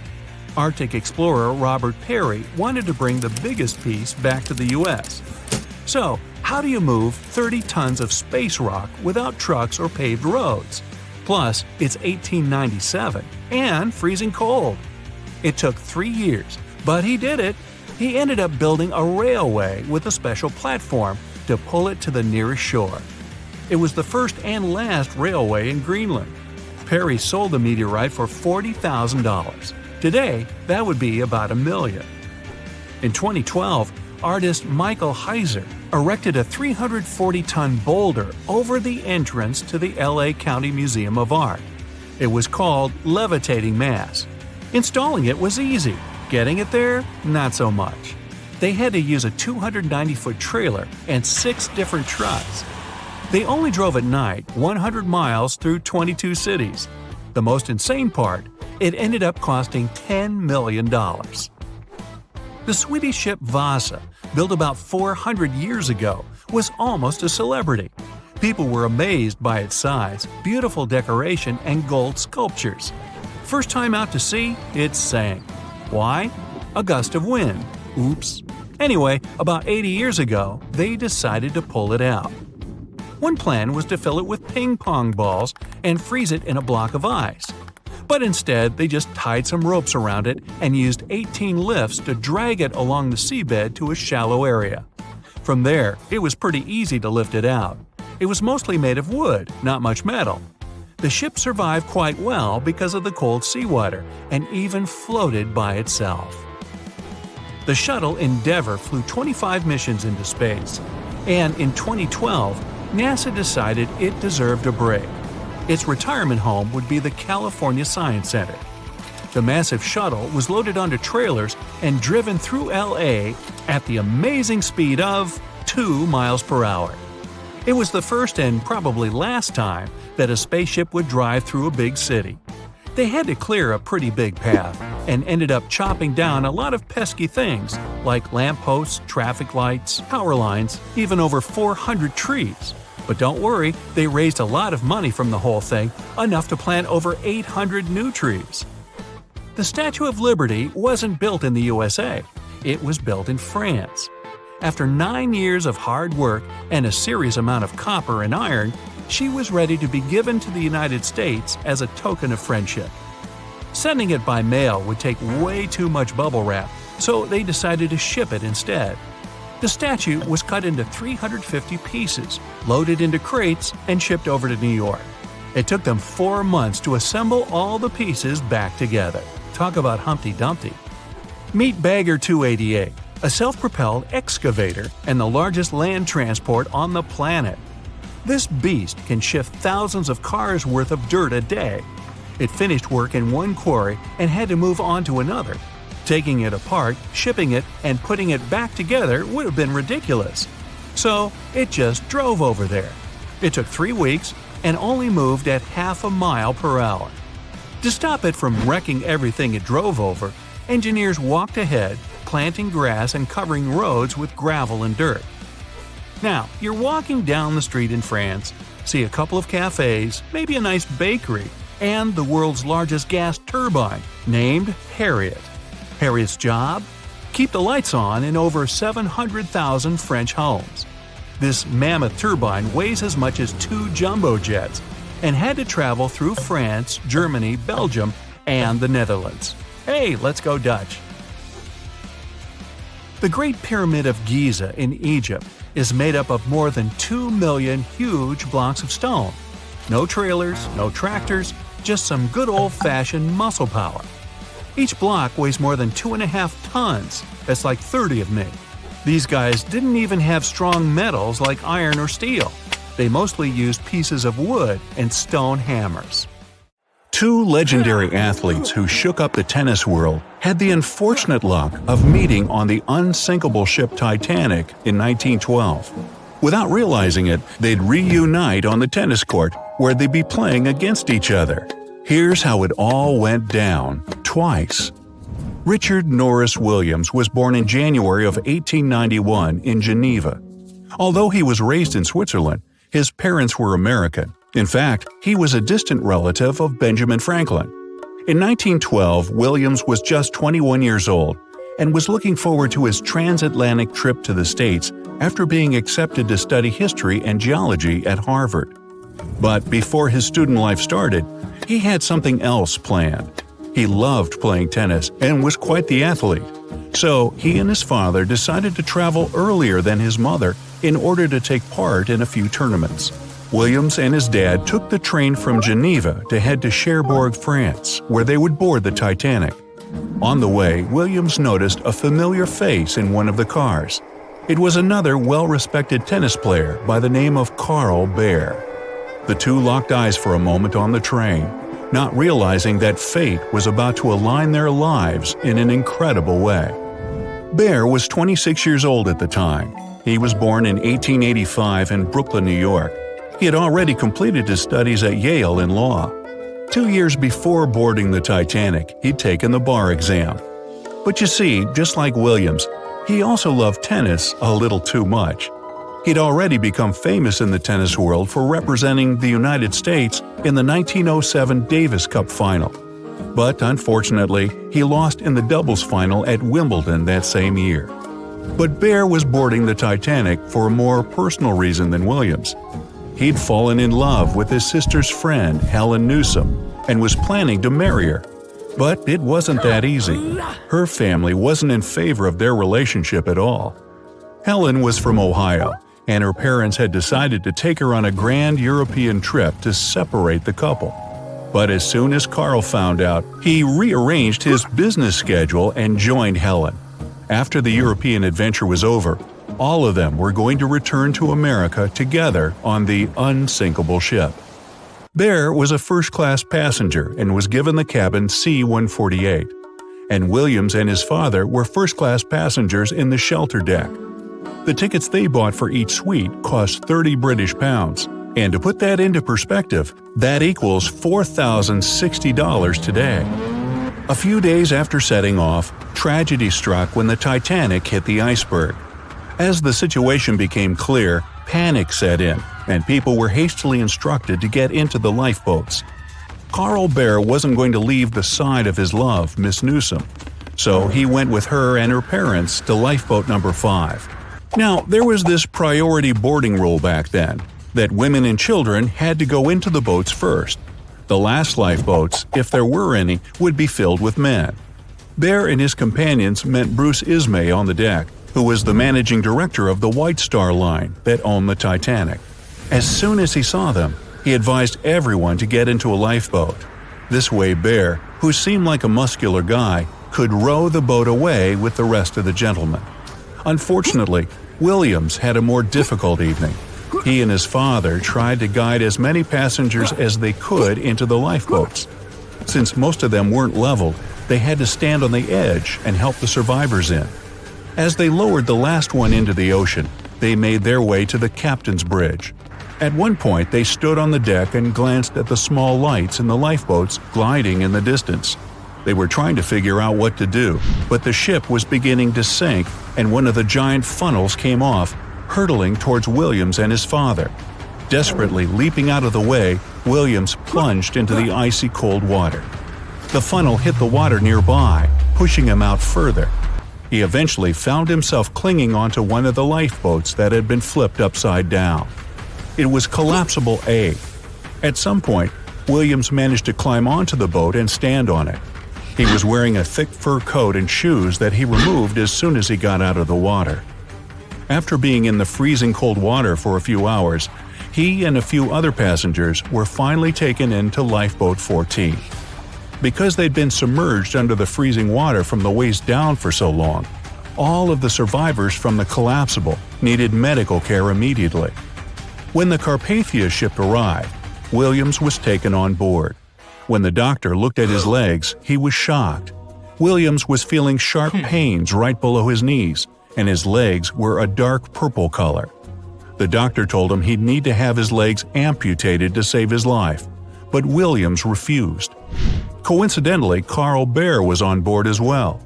Luckily, he was okay. He was helping the other survivors. That was when the two tennis legends finally met. Williams said that Baer had shown him great kindness. He felt more encouraged, so he began taking his first steps on the Carpathia deck. He didn't want his tennis career to be cut short, so he fought through the pain, got up every 2 hours, and walked around to get some circulation going in his legs. As time progressed, so did Williams' health condition. After they arrived in New York, he took some time off to recover completely. 6 weeks later, he was back playing tennis. When the tournaments ended, he finally entered Harvard, and his tennis career thrived.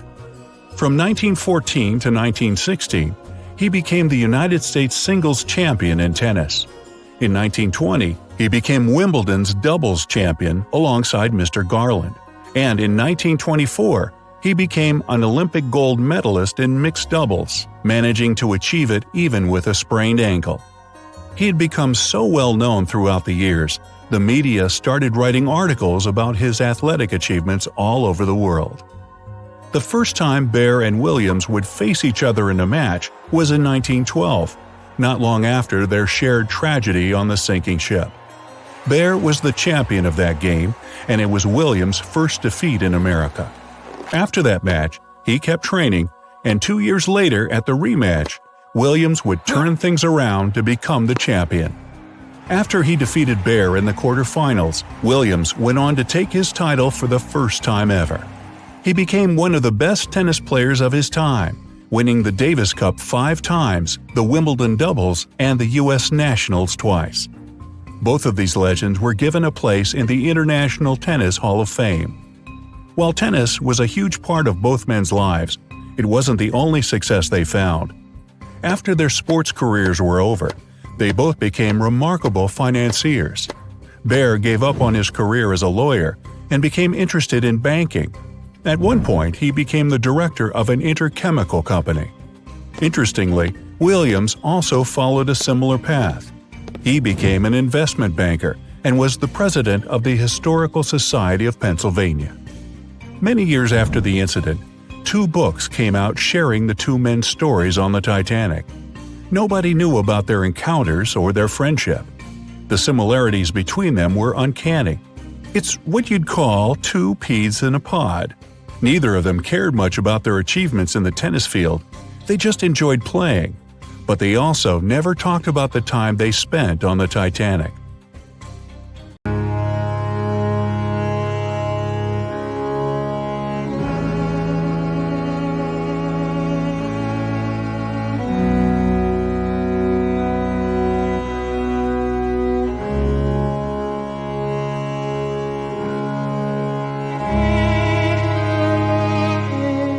We've lived together for many years. Where you go, I go. These were the words Ida Strauss said to her husband. One of the richest women on the Titanic didn't end up in a lifeboat. Ida chose to stay behind with her beloved Isidore. Moments earlier, she gave her maid a precious gift that probably saved her life. Isidore and Ida Strauss were both born in Germany and emigrated to the United States as kids. They met in New York and got married 5 years later. The couple had 7 children, but luckily, none of them were on the Titanic. Isidore worked for his father's shop in his late teens. Then, he started a china and porcelain business with his brother that grew into the glassware department at Macy's. Eventually, the brothers took over the entire department store and became multi-millionaires. Isidore and Ida were well known in New York for their wealth, charity, and their incredible love and devotion to each other. Whenever Isidore went on a business trip around the States or to Europe, his wife would go with him. When she couldn't, they'd write long letters to each other every day. The couple visited their native Germany every now and again, too. In 1912, they escaped the bone-chilling New York winter and headed for Europe. By that time, they'd already been married for 40 years. They mostly spent time in sunny southern France and also stopped by Isidore's hometown. In early April, it was time for them to sail back home to New York. They normally traveled on one of those huge German liners they had back then. This time, though, everyone was talking about the new luxury liner, the RMS Titanic. They couldn't resist it and immediately bought up some sweet first-class tickets. On April 10th, they boarded the newest ship of the White Star Line. This was going to be great. Ida and Isidore scored one of the 39 private suites at the top of the ship. The tickets cost around $100,000 in today's money. Some of the richest people in the world were staying next to them. The Strausses spent their evenings dining in front of a live orchestra in a hall filled with fancy furniture and expensive wooden paneling. They played chess and backgammon, visited the gym, the swimming pool, even checked out the on-deck squash courts. The luxury didn't last long, though.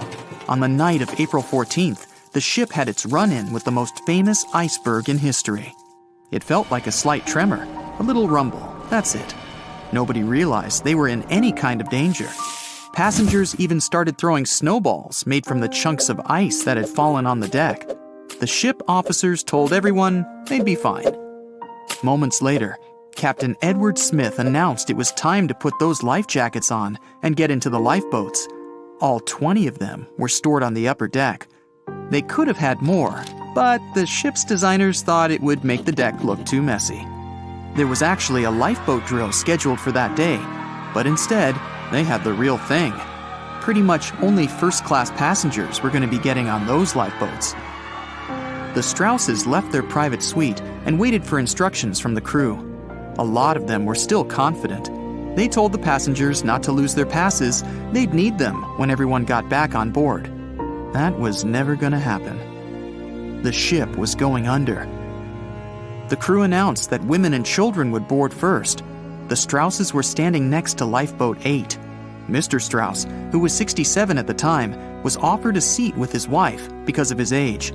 He refused it, saying he was not too old to sacrifice himself for a woman. He wanted to wait and make sure no women and children were left behind. Ellen Bird, Ida's new maid, hesitated before getting on the lifeboat, but Ida told her to go.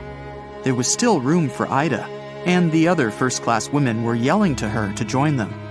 It took about 10 minutes to load each boat. That's how long Ida had to choose her destiny. She took off her beautiful mink coat and handed it to her shivering maid. Ida said she wouldn't be needing it anymore. But the lifeboat wouldn't leave without her. Sailors tried to grab her and force her on the boat. Meanwhile, the Titanic's orchestra was still playing some pretty upbeat music in the background. Crazy. Ida dodged the sailors' hands and stayed on deck. Isidore was begging for her to go. She refused to leave him, no matter what. All the survivors in Lifeboat 8 remembered her final words about true love in the face of tragedy. "We've lived together for many years. Where you go, I go." It took a whole hour for the first lifeboat to splash down into the icy water. The last memory of the Titanic for many passengers was Isidore and Ida standing arm in arm on deck. More than 200 first-class passengers survived. Some of them said the Strausses sat down peacefully in 2 deck chairs, holding hands, just waiting. The 25 passengers on Lifeboat 8 spent the rest of the night rowing to safety. They were chasing what they thought were the lights of a ship. It turned out the rescue boat showed up from the opposite direction. They were lucky to be found at all. Many of the passengers, including Ellen Bird, shared the story of Ida and Isidore with reporters, saying it was their most important memory from that horrible night. A month later, around 30,000 people went to their memorial service. Even the mayor of New York showed up. No one seemed surprised the couple gave up their lives for others.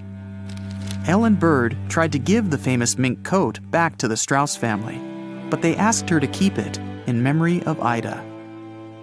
The only thing that was with the Strausses that night that still exists is a gold and onyx locket. Isidore had it on his pocket watch. The locket had 2 photos in it, one of their oldest son and one of their oldest daughter. The locket was sealed so tight, the photos never got wet. Some of the jewelry from the Titanic stayed intact, even after 70 years. The 1985 expedition found necklaces, rings, brooches, cufflinks, all that kind of stuff. One rusty pocket watch they found had stopped at 1:45 a.m. That was about the time the ship went under. A book collector on the Titanic made sure his mother and her maid got into a lifeboat. He wasn't so lucky. In his luggage was a rare 400-year-old book. This collector was going back to New York after a successful book hunting trip. That little book's lying on the ocean floor somewhere, along with the 7 million pieces of mail the Titanic was transporting. One letter was written by a first-class passenger to his mother the day before the Titanic went down. It was the only letter written on board that survived the icy Atlantic. It was found folded up in a notebook inside a pocket. Another first-class passenger was a German-born chemist. He was traveling to New York to start his own perfume shop. All that was left of him was a bag full of perfume samples. As the Titanic was sinking, violinist Wallace Hartley and his orchestra kept playing to the very end. When Hartley realized he wasn't going to make it, he decided to save the most precious thing he had, his violin. He put it in a leather bag so it would float. 10 days later, they found the violin, damaged by water. His fiancée kept it, and years later, it was sold at auction for $1.7 million. It's still one of the most important Titanic artifacts. The 5 grand pianos on board weren't so lucky. They're still down there somewhere. Divers did manage to recover one piece of sheet music, though. It was a song from a Broadway play. It was still readable, even after more than 70 years underwater. The only car on the Titanic would probably be worth millions today. The Renault CB Coupe belonged to a first-class passenger, William Carter. Obviously, it didn't survive. Carter and his family did survive that horrible night, and even submitted a $5,000 insurance claim on the car. Well, it was brand new and all. On April 10, 1912, crowds gathered at Southampton Beach to wave off what was, at the time, the world's largest and most prestigious ship, the RMS Titanic. The cost of the most expensive first-class parlor ticket was $4,350. That's around $70,000 in today's money. But barely 5 days after steaming away, the ship was swallowed by the Atlantic Ocean. So let's rewind and go back to what actually happened on that fateful night. The captain wanted to set a speed record for the ship's maiden voyage and arrive early. The ship was deemed unsinkable, so he went full throttle into the dark Arctic waters. After spotting the 100-foot iceberg, the crew desperately tried to steer the vessel away and avoid the collision, but the Titanic was traveling too fast, and the iceberg tore down the side of the ship, creating a huge opening in the hull. It wasn't a continuous rip, and damage was caused in several places. In total, the damage spanned along an area of around 300 feet. But the ship's designers had prepared for the prospect of a collision and added watertight compartments down each side of the ship to act as a buffer zone. 4 of these compartments could be breached and the ship would still stay afloat. But because the iceberg tore down the side of the Titanic, it ripped holes in 6 compartments. The compartments didn't extend up the total height of all decks and weren't actually sealed at the top. This is why, when more than 4 were flooded, water reached over the top of the bulkheads and filled the remaining compartments, causing the ship to sink into the ocean. Think of it as water spilling over an ice cube tray. But what if the collision was head-on? Would it still have sunk? Ships are designed with potential crashes in mind, and most vessels have collision bulkheads in the bow. Most of all, it's like your car's bumper or crumple zone. It's a safety feature that can withstand a direct hit. The bow could have taken some of the impact, and some experts have suggested that if it hit head-on, only 2 to 4 of the watertight compartments would have been flooded. So, in theory, the Titanic might not have sunk, and it might have even been able to continue sailing to its final destination at a much slower speed. The force of impact would likely have been huge, though.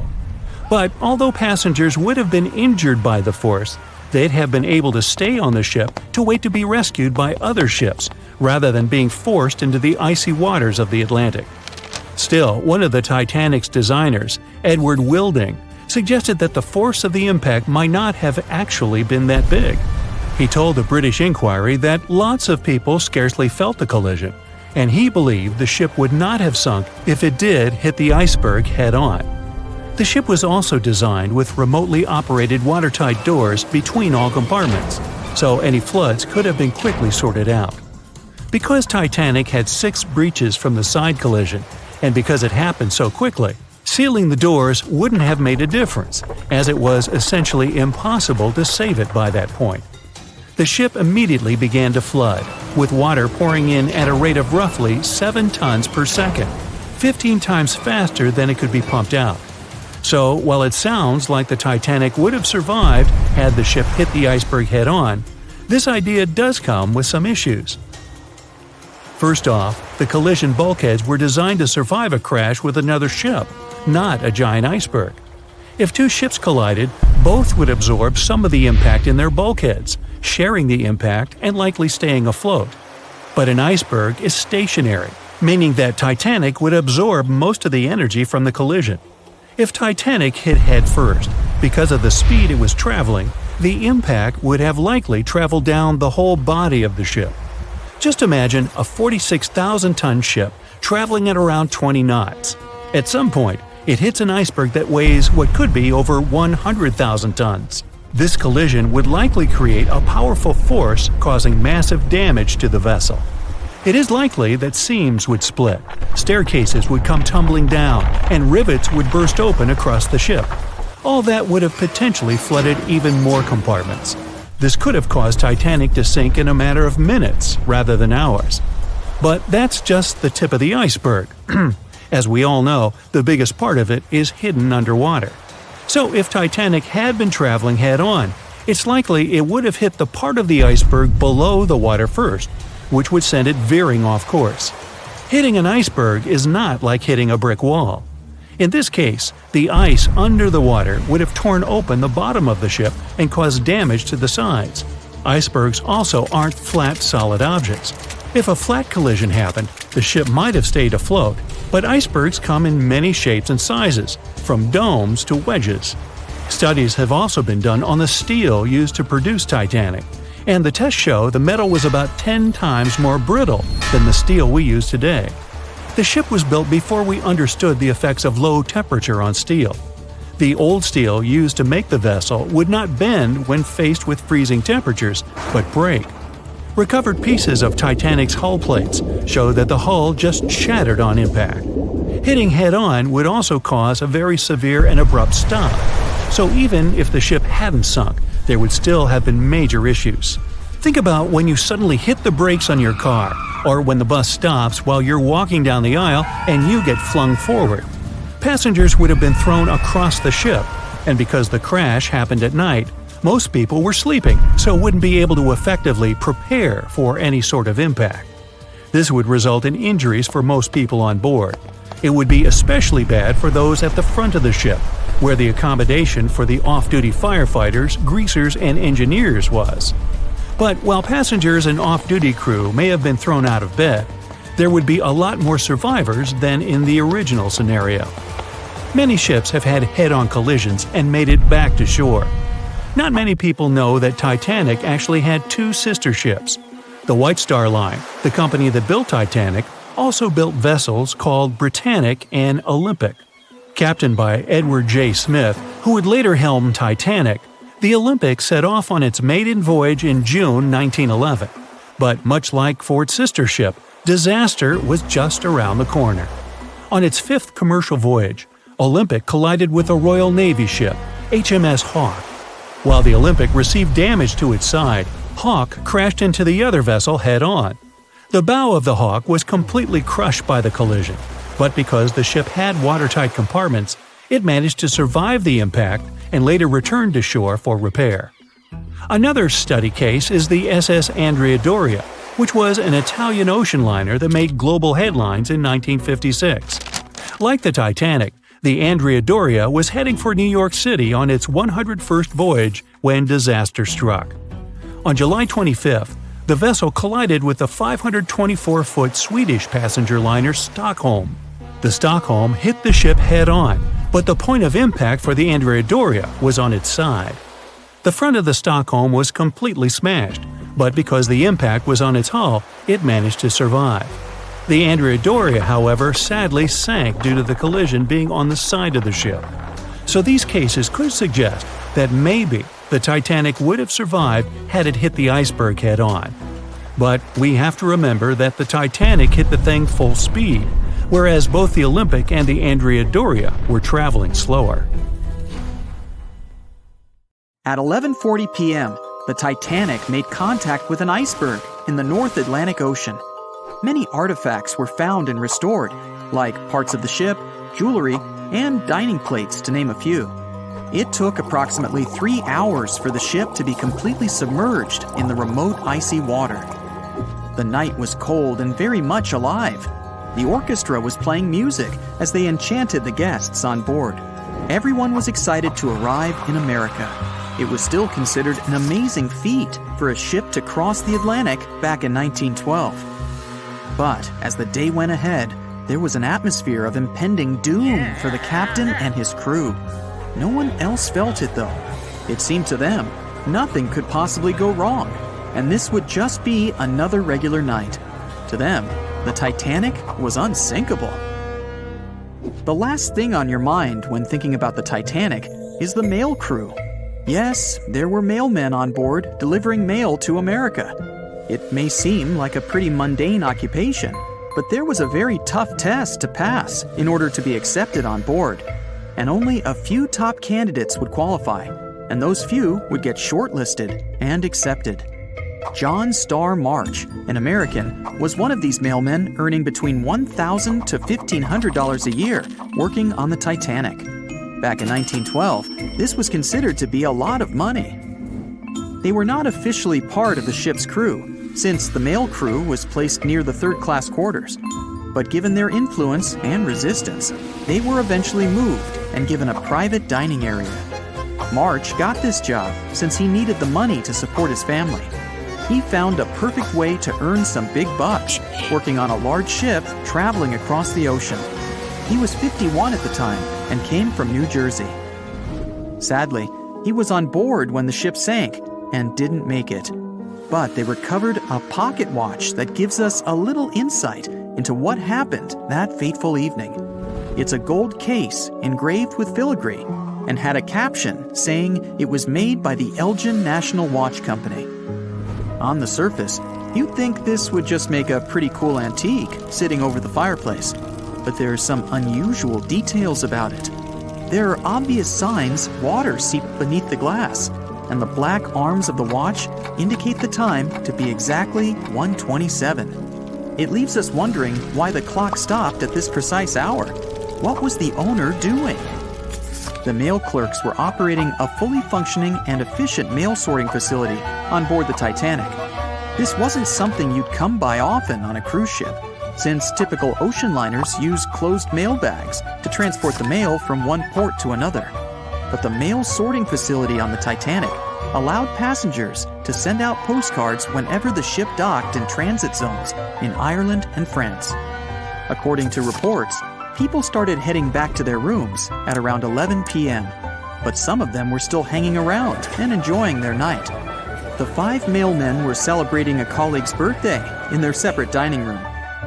5 minutes before impact, crew members spotted the iceberg and rang the bell 3 times as a warning that something was ahead of the ship.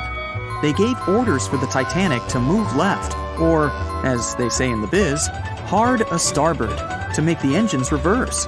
It was not enough to avoid the great impact. At 11:40 p.m., the Titanic struck the iceberg, and disaster erupted on the inside. Not just water seeping in and ultimately sinking the ship, but panic and chaos among the passengers and crew members. Captain Smith reached the deck and was informed that the Titanic had hit an iceberg. And at the same time, the mailroom began filling with water. We know that the 880-foot ship was completely submerged at around 2:20 a.m., with 706 survivors. The time between the impact and the sinking was really eventful.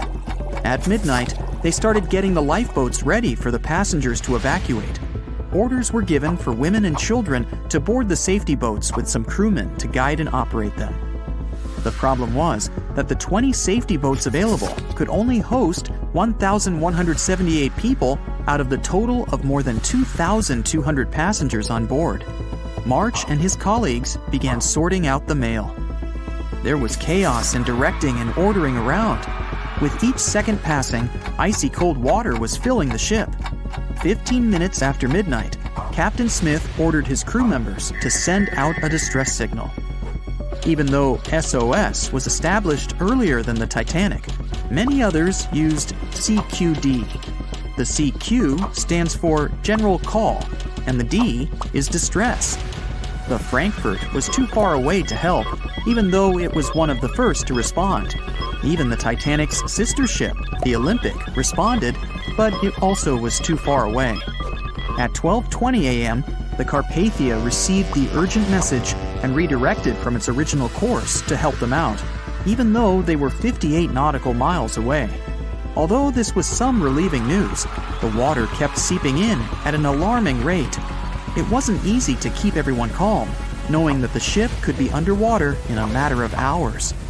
At this point, many passengers were already on board the safety boats, waiting to descend into the water. The musicians on board began playing music for the ones still waiting. At first, they were playing in the first-class lounge, and then they moved to the deck. There's a debate on how long they were playing for and what song it was. None of the musicians made it out. The 5 mailmen on board were also doing their duties while the ship was sinking. According to a ship officer, the mailroom was already covered in water above the ankles, and the mailmen were busy trying to save as much mail as they could. March was one of them. There were bags of mail floating around. They started with the registered mail. Witnesses of the Titanic sinking reported the mailmen were putting bags of mail on the deck to keep them from getting wet until help arrived. They also mentioned bags of mail were floating about in the freezing water. It wasn't until 12:45 a.m. when lifeboat number 7 on the left side of the ship was lowered onto the water.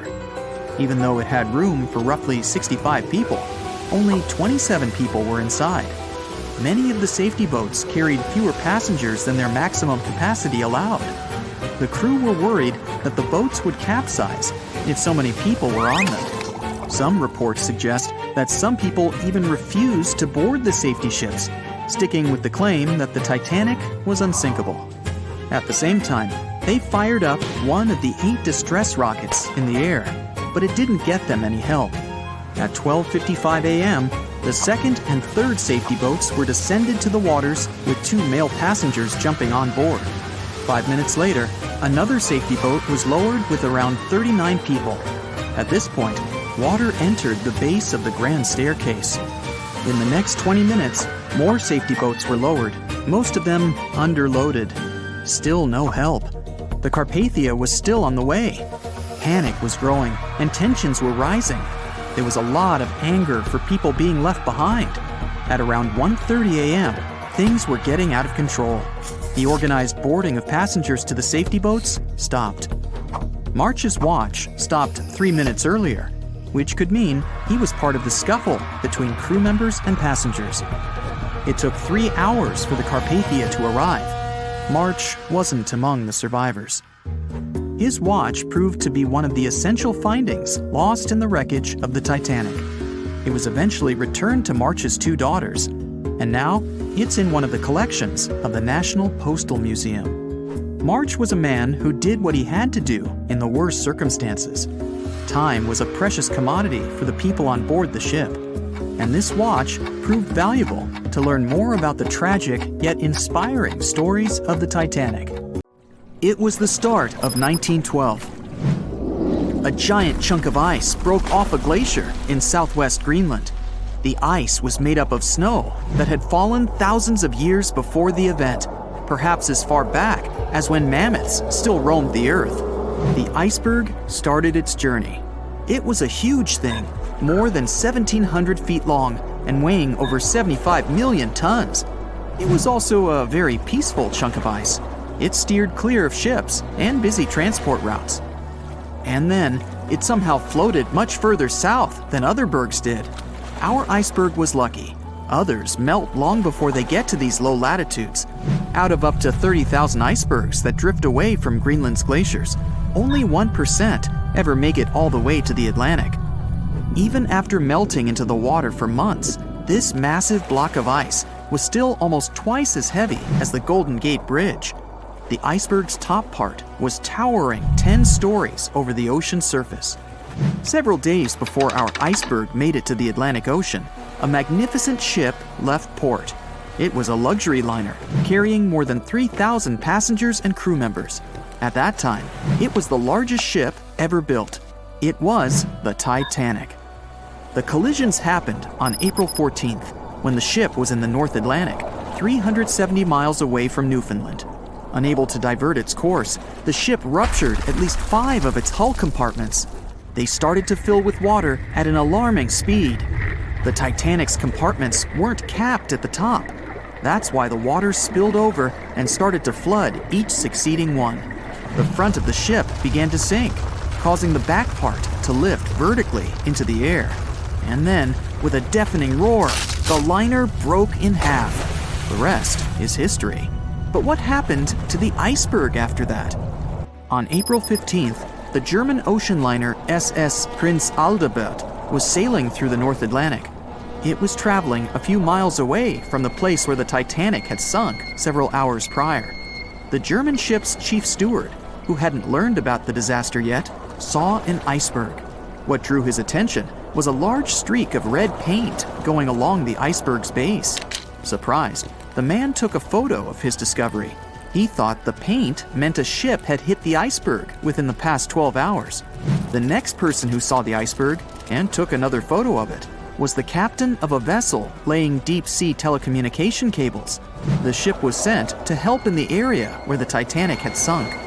The captain later claimed the iceberg he'd seen had been the only one in that area, plus the red paint.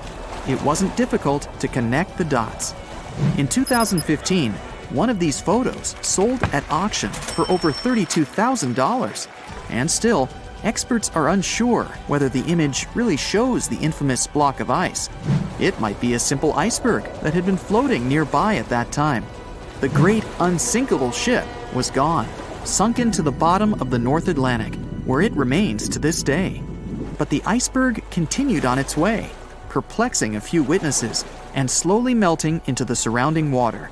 It would vanish completely before the end of the year. On the night of April 14th to 15th, 1912, the most modern and unsinkable ship collided with an iceberg and sunk. And it was incredibly scary. Just imagine a huge cruise ship, several times the size of the Statue of Liberty, crashing into a massive chunk of ice and sinking. It's dark and cold.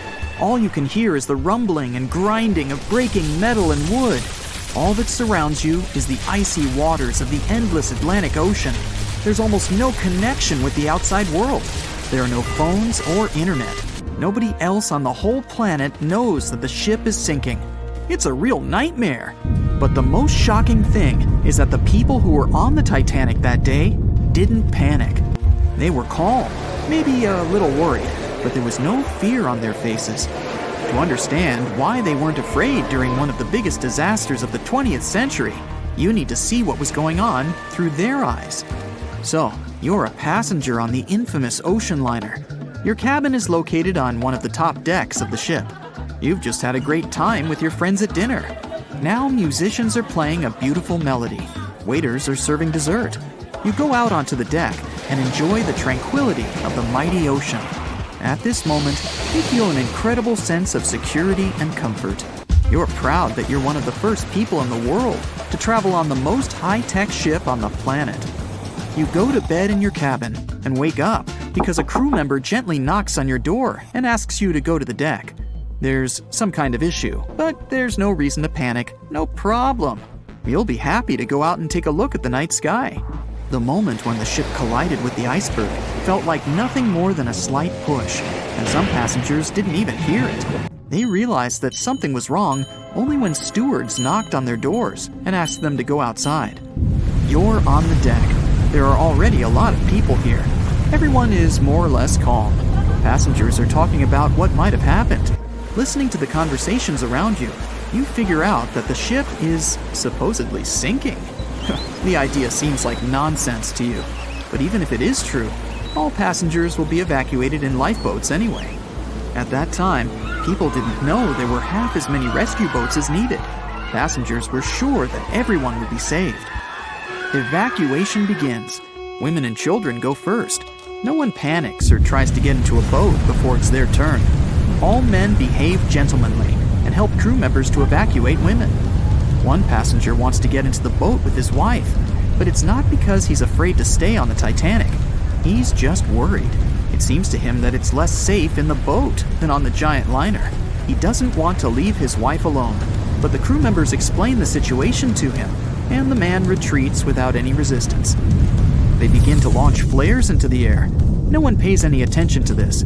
Everyone thinks this is a standard procedure for a ship breakdown.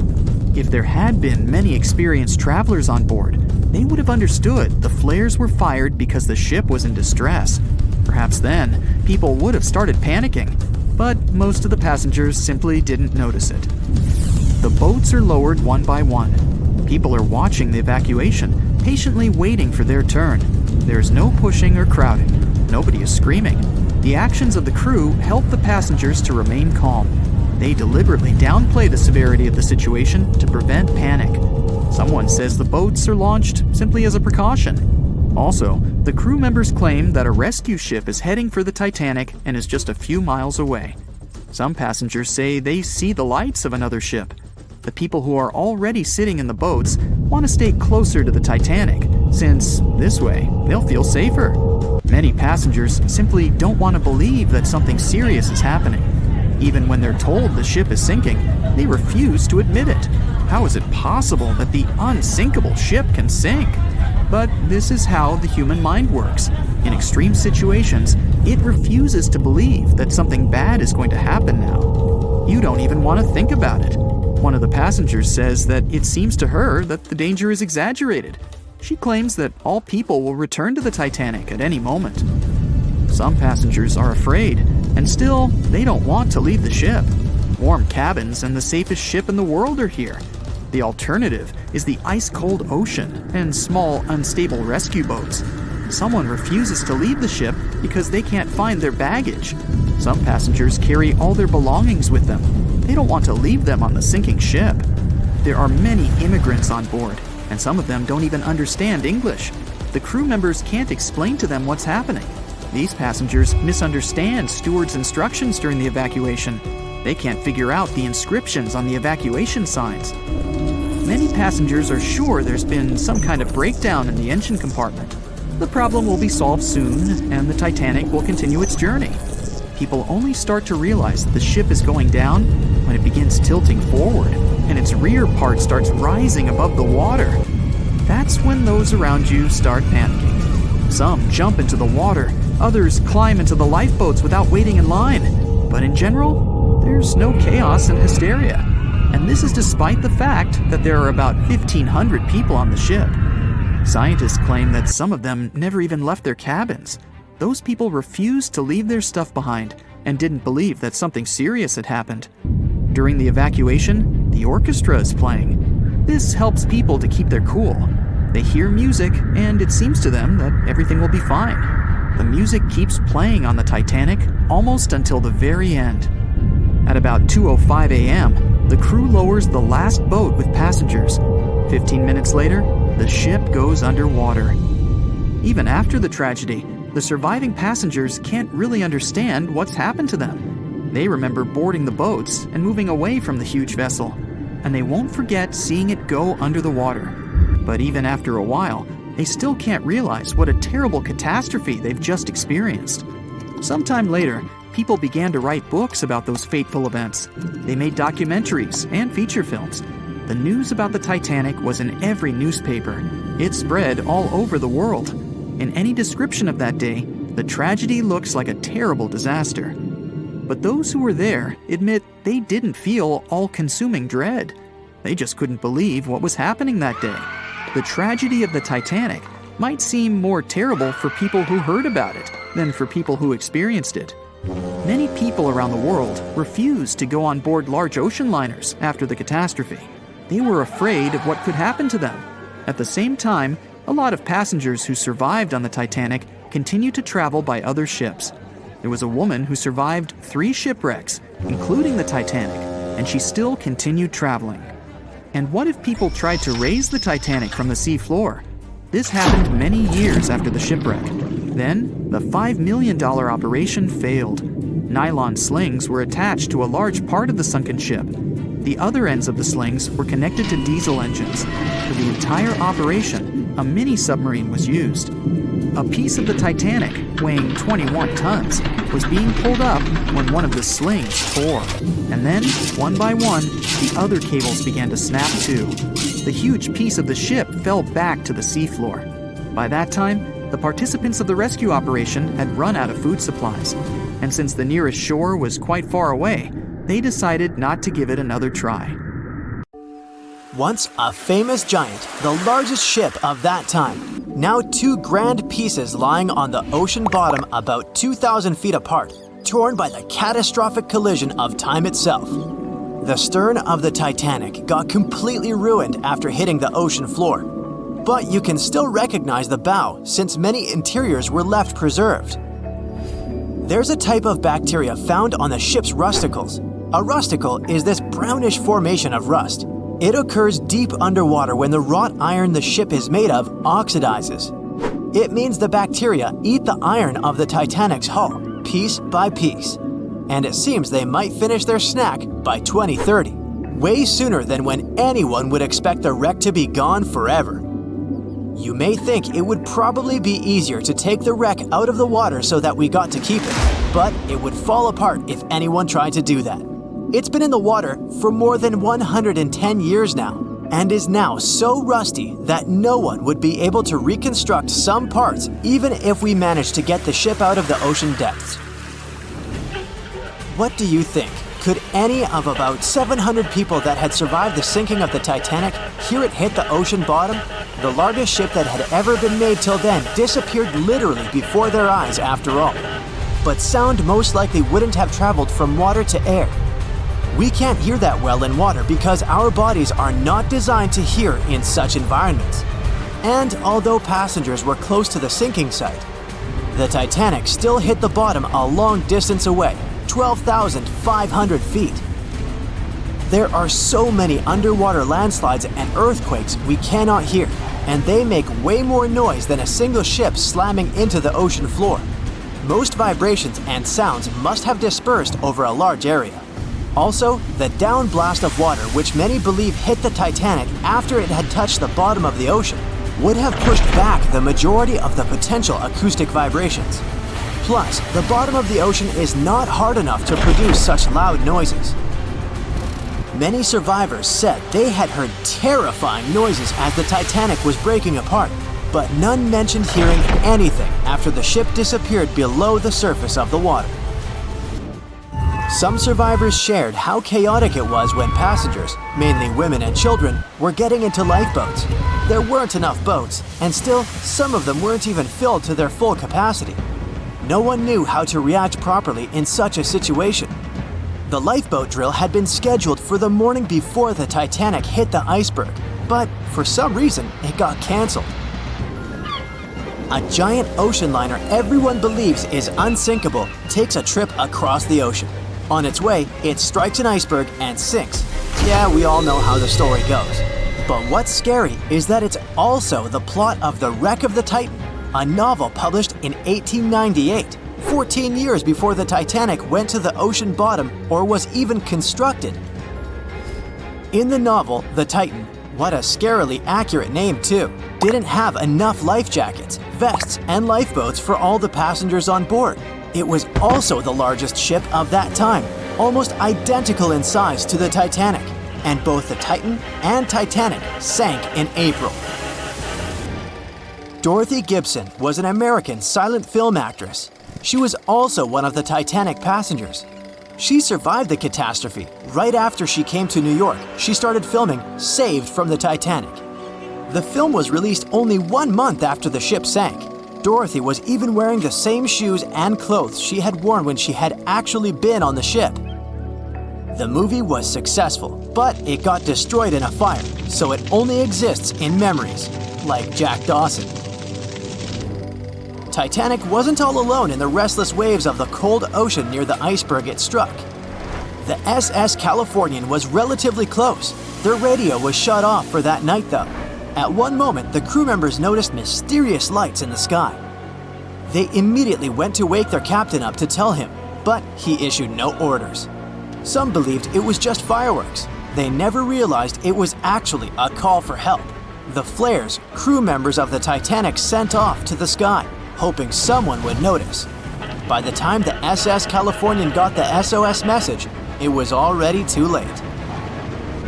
Some say a full moon may have been the reason the iceberg crossed paths with the gigantic ship. A full moon may have caused incredibly strong tides that eventually sent multiple icebergs southward, right when the Titanic was crossing that area.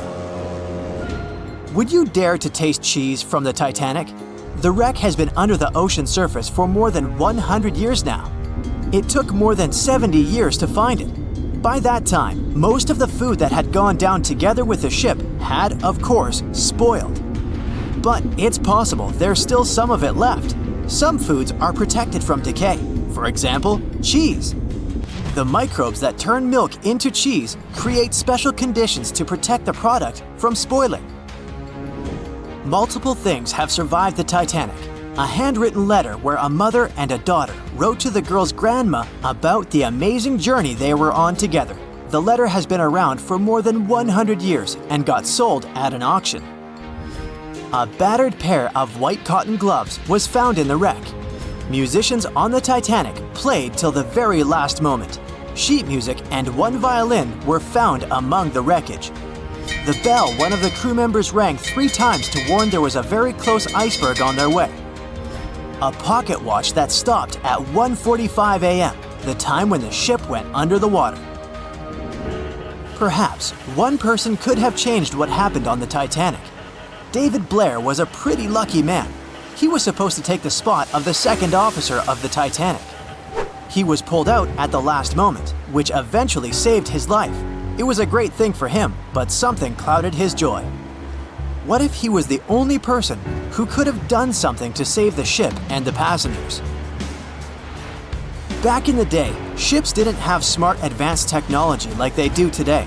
They couldn't see a threat on the horizon. Binoculars were pretty helpful, but the crew members on the Titanic didn't have access to the room where they were kept. David Blair was the man responsible for the keys. He left the ship in a hurry and forgot to hand over the keys that were in his pocket. Maybe if the crew members had had access to the binoculars, they would have seen the iceberg on time and had enough time to change course. It's possible that the giant iceberg that sent the Titanic to the ocean bottom was made of snow that had fallen in southwest Greenland. Scientists even used a computer model to calculate the paths the iceberg took in any given year, taking into consideration ocean currents and weather readings for that year. It's possible that the iceberg was 1,700 feet long, with a weight of around 75 tons. By the time it collided with the Titanic, it had dwindled down to only 1.5 tons. Violet Constance Jessop was, as many called her, Miss Unsinkable. She was only 24 years old when she joined the Titanic crew as a stewardess. On the tragic night when the ship struck the iceberg, she was lying in bed. As soon as she heard that something was going on, she got dressed and quickly went to the deck. Violet helped passengers get into lifeboats. 4 years later, she was on the Britannic, the Titanic's sister ship. Once again, the ship started sinking. Not only did the woman survive another accident, but she was also once again the one helping other people to escape the vessel before it disappeared below the surface. Over a century ago, the Titanic struck an iceberg and sank to the bottom of the Atlantic Ocean. Of the 2,240 people on board, only around 700 survived. Since then, the tragedy has been the subject of endless movies, documentaries, and books. And though we've learned a lot about the ship and many of the people on board, we hardly know anything about the iceberg responsible for the catastrophe, especially anything concerning its size. But maybe we can find some clues. The Titanic was constructed by the White Star Line as part of its new fleet of passenger liners. At the time, it was the largest ship ever built, and it lived up to its name. The ship was 883 feet long, equal to 2.5 soccer fields placed end to end, and 175 feet tall, which is close to 10 giraffes standing on top of one another. From the waterline to the deck alone, the boat was 60 feet high. That's close to the height of a 4-story building. The Titanic was big enough to have veranda cafes, a restaurant, a reading and writing room, a Turkish bath, a gym, and squash courts. There was even space for a swimming pool. The liner could carry a total of 3,300 people, including 2,435 passengers and 900 crew members. Although luxury was important, safety was paramount. The Titanic had been designed to have 16 watertight compartments below its deck. If the ship's hull was somehow compromised in an accident, up to 4 of these compartments could take on the water, while the remaining 12 would keep the ship afloat. Philip Franklin, vice president of the White Star Line, said this was what made the ship truly remarkable. It's believed that the man said, "There is no danger the Titanic will sink. The boat is unsinkable, and nothing but inconvenience will be suffered by the passengers." He was so very wrong. The ship left England for its first and last voyage on April 10, 1912. And all it took was a single iceberg to bring that mighty vessel down. Icebergs are fascinating. They are formed during a process called calving, when large chunks of freshwater ice break free from glaciers and float away into open water. They eventually melt away and disappear. In the northern hemisphere, the majority of these icebergs come from Greenland. In the south, they come from Antarctica. What you see on top of the water is only a small portion of an iceberg. This is just the tip. Most of it, up to 90%, is hidden under the water. Only when you examine pictures of the entire thing can you truly appreciate how massive icebergs are. It's the part of the iceberg you can't see that is often the most dangerous. Beneath the waves, it can have jagged edges in random places. A ship can easily get too close without realizing it, resulting in serious damage to the bottom of the boat. And it's not just big icebergs you have to watch out for. Smaller ones, which are more difficult to spot, can prove to be just as dangerous. A growler, for example, is under 7 feet long, with just a bit more than 3 feet showing above the water. And a slightly larger bergy bit is less than 15 feet in size. The dangers of icebergs were well known when the Titanic set sail. In 1901, the Islander was traveling through the inside passage to Alaska. It collided with an iceberg and sank immediately.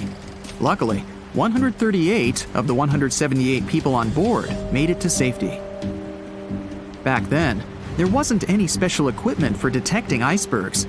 The best tool was your eyes. From a special vantage point above the ship called the Crow's Nest, 2 members of the crew had to stare out over the ocean and watch for potential hazards.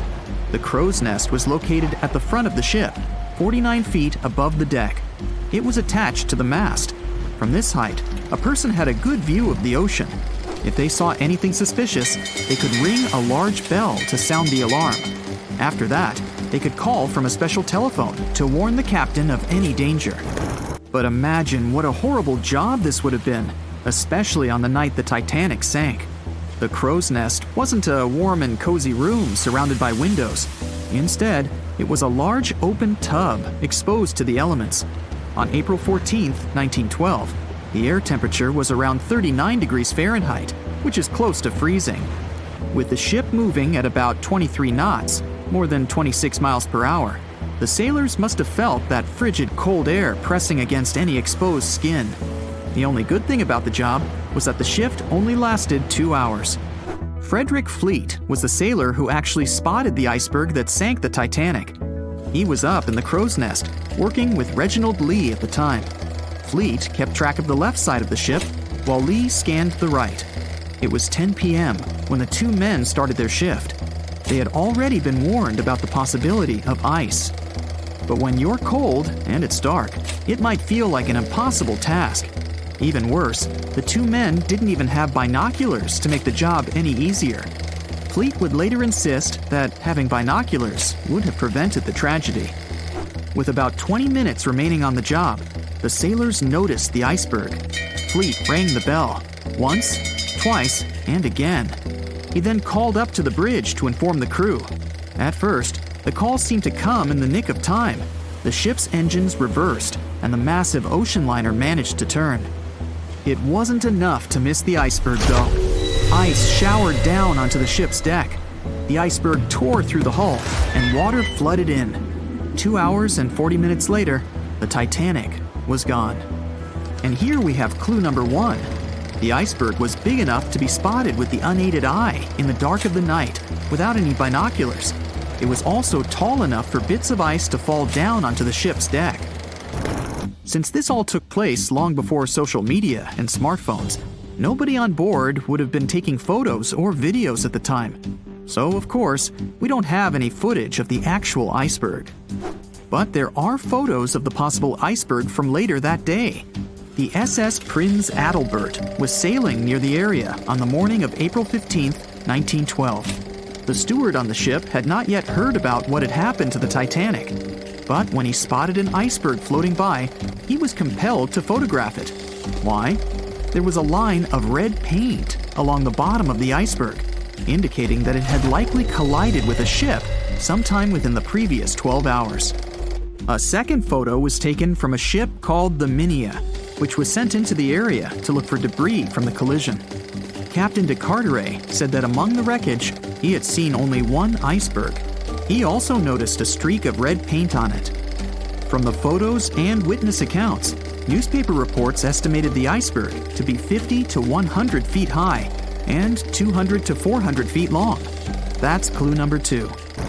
The iceberg that hit the Titanic probably started its ocean journey from Greenland's coast, heading past the Baffin Bay to the Davis Strait. From here, it must have slipped through the Labrador Sea and finally reached the Atlantic. And that, in itself, is pretty impressive. The glaciers in Greenland create between 15,000 to 30,000 icebergs each year. Some small, some big.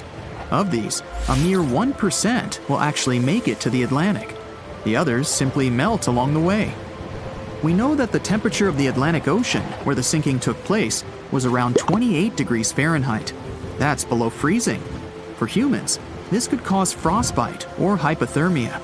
But that temperature is actually warm for an iceberg. Most would only last 2 to 3 years in the North Atlantic, slowly melting into the warmer water.